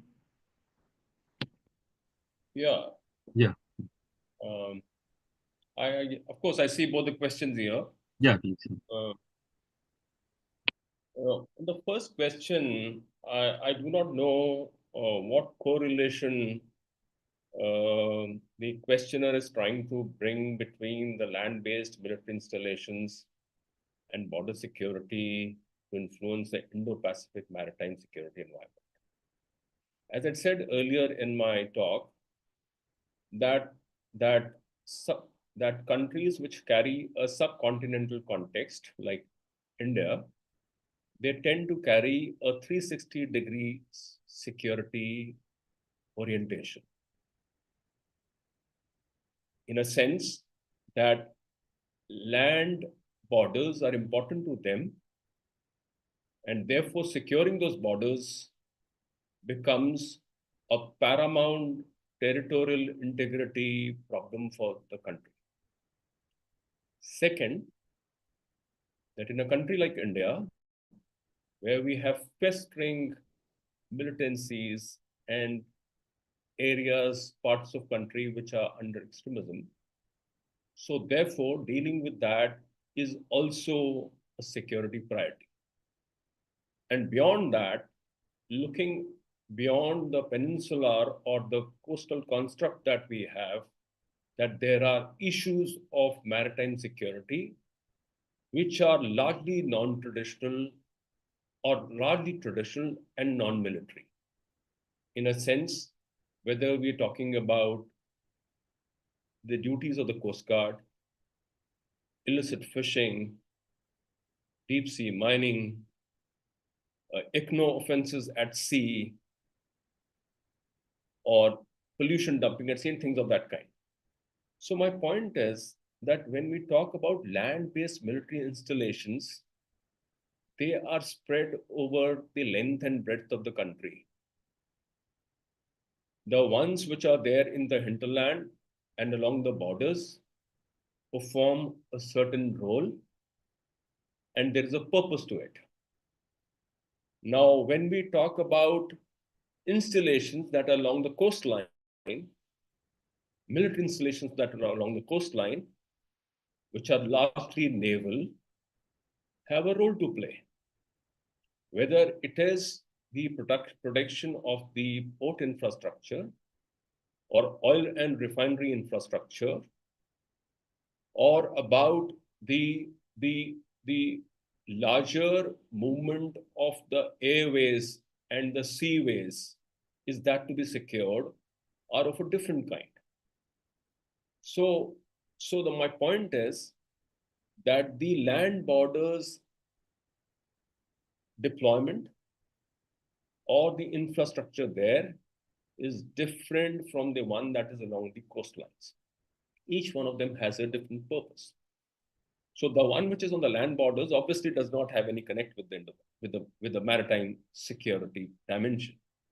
But the one which is along the coastal extent, obviously there are duties which fall whether in the larger domain category of police functions, constabulary functions. There are functions which are about securing, say, the sea lanes, or probably at a point of time securing the choke points, which I don't know whether really some areas that we refer to as the choke points can really be choked at that point of time. Or is it about securing the critical infrastructure that runs through the sea, whether that is communication infrastructure? Okay. So all that put together. So what I'm trying to say is that it is very difficult to kind of build a connect between defense installations on land with those of at sea. Yes, when you talk about the islands and the island territories, they have to be organized in such a manner, as what I explained in my talk, that the maritime approaches to island territories is extremely important. The coastal length along the island territories is equally important. And then at a third level, you can say that the hinterland of the islands is also important. So I think I'll just leave it at that. The next question, I think is just the same. How can Indo-Pacific nations address the challenges of territorial disputes? See, territorial disputes are are between countries, or you have a territorial disputes are between country A and B, or between A and C and A and D. So therefore, territorial disputes have to be resolved bilaterally, have to be resolved mutually. So as a landlubber, well, I personally don't see the role of an Indo-Pacific framework to resolve problems at land which are border related. And let me explain that further, that if there is an issue of land borders, or there is a lack of border settlement between countries A and B, which has to be done on a certain set of principles, those set of principles of resolving the border have to be constituted, have to be worked out between these two countries. And therefore, the entire process of settling a border rests between the two countries, and therefore I see rather no role of any other country in terms of resolving border disputes. Okay. I think these are the two questions I had, sir. Yeah, that is what the questions are, right? Thank you. Thank you. Yeah. And the next question is to Dr. Asif, I think. Dr. Kashif, yeah.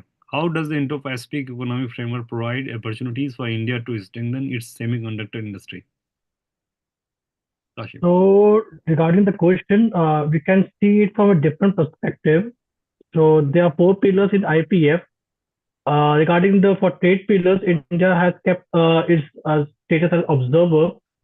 So other 3 aspects we can see from semiconductor perspective, we can see that for India, their national interest or strategic or tech interests are a priority. So India is a part of a BRICS, also it's a part of Quad. It's the way the other presenters have mentioned. So India's semiconductor policy has started in 2021 and IPA was established in 2022. So it's in the last 3 years, what we can see is how these cooperation MOU agreements that India has signed with like Japan or South Korea, Netherlands, US. You can see the IPF has 14 members. So most of the members which also has tech cooperation with India. So if you see semiconductor from a economic perspective, it will gain economic benefit. But if you see from a tech cooperation, how these countries India has signed MOU will help India. As also mentioned that for the next 2, 3 years, India will have it sort of tech personnel to have an advantage. But that issue will be only solved how India government is taking the question mentioned and how they're going to address it. So IPF is a different thing, but how Indian government is taking on the domestic front and how they collaborate or align with the IPF interest or mission, then only semiconductor industry in India will be grown. Like there are issues like Apple. Recently, there was a fire in India's industry, Apple industry in Tamil Nadu, which has impacted supply. So Apple has gone back to China once again. So issue at India at domestic level and how India is collaborating with other countries and how other countries and the multinational companies are cooperating and responding to any issue, which have to be keep in mind. So that's my take, sir. So Okay, it will be helpful. Yeah, thank you. And the next question is Dr. Ali. How does Saudi Arabia's engagement with China's Belt and Road Initiative affect its influence in the Asia Pacific region? Dr. Ali. I think the relationship between both sides are deepening. They have basically converged. Saudi Vision 2030 with China's BRI in many fields, and they have been cooperating in case to case. But there's not any significant joint venture in the broader Asia Pacific. I think China-Saudi Arabia relationship is more bilateral nature rather than making something in a group or regional level. So bilaterally, yes, they have a huge cooperation in many fields. They bring all this under these 2 broader national programs of the 2 countries. In investment in technology and AI in infrastructure, less defense and security. In all other fields, China is cooperating with Saudi Arabia. Yeah, the next question is to Dr. Vijay. What role does media play in deconstructing narratives in the Indo-Pacific? Yeah. Dr. Vijay Jashwal. I don't think Vijay is there. I think Dr. Vijay, are you there? Okay. So I think he has got disconnected. yeah, what role does media play? That is what the question actually for Vijay. If somebody want to respond that question, will be great. Is there someone expert of China? There is one question for Sania, I guess. There's another question for Dr. Sania. How can the Quad enhance its inclusivity and collaboration with the smaller Indo-Pacific nations? And there's another, what role does India's maritime strategy play in its broader geopolitical objectives in the region? Dr. Sania.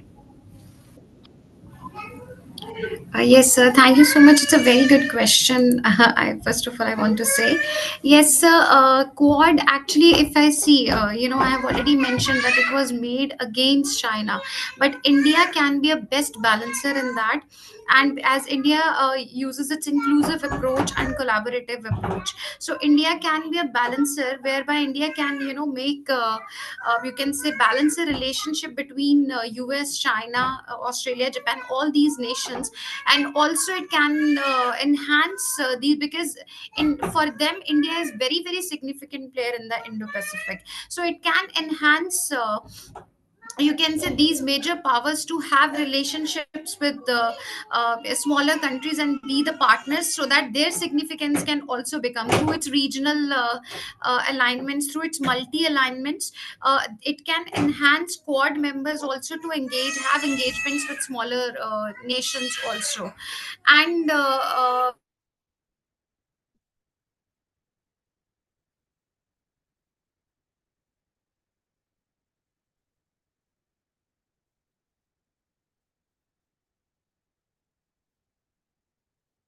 does India's maritime strategy play?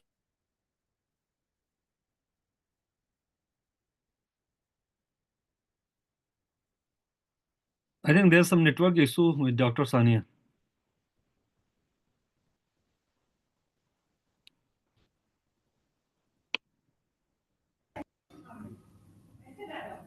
Yeah. I think there was some network issue. So it is increasing its partnership with these nations, so to build its maritime security, and it needs to improve further in that, and to increase its more maritime, and also to balance its geopolitical challenges. And it has because the trade, economic trade, the balance of the power, all these are the basic geopolitical challenges which India faces, and it needs to cover that. Thank you so much, sir. Hope I am able to answer the Yeah, questions. that's great. Thank you. So I think we should move forward. And all the papers you all have presented was really very nice, and really I have enjoyed listening to all of you. And this is very important, session. Why the theme was designed really, great emerging challenges in the Indo-Pacific region. A lot of challenges we are experiencing in this present era, in present scenario, basically, and those challenges are very much interlinked, connected. The story revolves around basically China US rivalry. That is what the story is basically. Why these two countries are involved into basically rivalry. That is what also we need to understand. That is what about trade basically. Economic factor leads basically this particular rivalry between China and USA. That is what both of the countries are trying to. One of the country is trying to maintain its basically dominance across the globe, and the other country is aspiring to become basically a global leader, basically global dominant actor in this present world. And that is the entire key factor of having differences and blockings and groupings, subgroupings, and numerous issues are there. At the same time, what happening, what's real challenges we are facing because of the differences of these two countries, or rivalry, because of the rivalry of these two countries. And that is the real challenge we are facing in terms of multilateral institutions and organizations. All the multilateral organizations are failed in basically getting, their clauses or their policies, their laws implemented in that particular, in this particular region. And China is not basically very much keen to follow all the instructions given by International Court of Justice in South China Sea. This is what we have observed in past, how the court has given direction against China, but China has denied that. So, and that the same story happened in the case of USA too. The present government, the expected government, I would say, like led by this Donald Trump, what kind of expectation we're going to have is so clear. In last term, what he has done, he has rejected the very much emergence of several multilateral platforms, institutions, including WHO too. So that is the real problem. That's why countries are so much dependent on basically multilateral platforms nowadays. That's why they're going for um, other alternatives which should provide them basically security in sense of economic security, national security, other aspect, human security too. So that's why countries are trying to have smaller blockings, groupings, and sub-regional, regional group, basically associations and institutions. And at the same time, they are trying to have good bilateral relations with other actors who are based in this particular Indo-Pacific region. So that is the issue. And the issue, if I would mention here, like that is not very much focused on traditional differences too. There are non-traditional issues which are also emerging in this particular region, which are going to threaten basically all the countries across the globe. That is what we have experienced in the case of basically COVID-19. How what kind of challenges we have faced during that particular time basically. There were several countries who blame basically China for this entire chaos of COVID-19, but we don't have evidence. Even Chinese government has never provided any, they never, allowed basically the WHO team to investigate the real cause of the outbreak of COVID-19. These kind of challenges. That's why US-led group is very much, attacking on basically China's role in basically COVID-19 crisis. So these kind of issues are there which involves within it, and regional organizations also playing very important role. Few of you have already mentioned BRI, CSO, CSTO, AIB, INSTCS, and the initiatives taken by OBOR, like by China, OBOR, CPEC, and BRI, which is also known as BRI, and multilateral, multi-alignments. India is deeply involved in basically because India is also aspiring to become a basically regional player and global player in that way. And India is also having good relationship with other players which are so much active in this particular region. Like India is having good close relationship with Japan and Saudi Arabia, as someone has already mentioned. Central Asia, connect Central Asia. These kind of policies government of India is taking, have started basically to lead or to confront basically the policies of US, China and US basically this particular Indo-Pacific region. These kind of things are taken. And there's another important point someone has mentioned, Sagar Mala initiative of government of India, through which government is trying to have good relations with all the neighboring countries, including basically smaller island countries basically. So all the all state actors are basically deeply involved in retaining their position in this particular region, so that they could maintain or enhance, advance their national interests, and that is what happening in this particular region. But no, at the same time, these challenges are rising, and definitely we are coming with solutions too. What kind of solutions there should be basically, and the solutions from different sides are different. Now Chinese are looking at different solutions, and Americans are looking different solutions. But at the same time, where India is, that is the question is in this particular region, because India is trying to maintain balance between China and USA. That is a beautiful case to study basically. India is nowhere. India is saying, yeah, we are all those countries, all those groups which are going to help India in basically becoming a developed country, basically in rising country, basically established country in this particular Indo-Pacific region.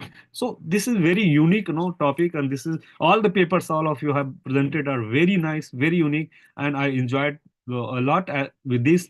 I'm going to congratulate Dr. Pramod Jaswal for making this conference a successful and nicely organized conference. I wish you all the best for other programs, similar programs in the future we are planning to conduct basically. Thank you so much, nice team, and Pramod Jaswal and all the presenters too. Thank you so much. Uh, Thank you, sir. Thank you so much, Dr. Santesh Kumar Singh, the chair of the session. We'd also like to thank all our distinguished speakers, Lieutenant General Harinder Singh, Kasif Anwar, Dr. Sambhavi Thite, Dr. Sanghamitra Kalita, and Dr. Devi Roy, Dr. Sania Makhna, Dr. Gulam Ali, Vijay Prasad Jaiswal. Thank you so much for a very interesting session. It was really diverse and very interesting. Please join us tomorrow. We'll be having similar discussions on very important topic. Thank you so much. Have a nice day. Bye-bye. Thank you, sir. Same to you, sir. I have dropped my mail ID in the group. If somebody has any, questions, queries or yeah, you please contact me. Yeah. I'm sending in what. Thank you. Thank you. Thank you so much. Thank you, sir. Okay, sir. Thank you so much. Thank you.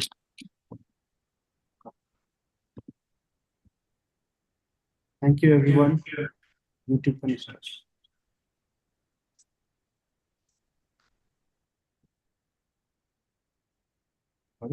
Thank you, Dr. Pramod. Thank you, sir. Thank you so much. Have a nice day.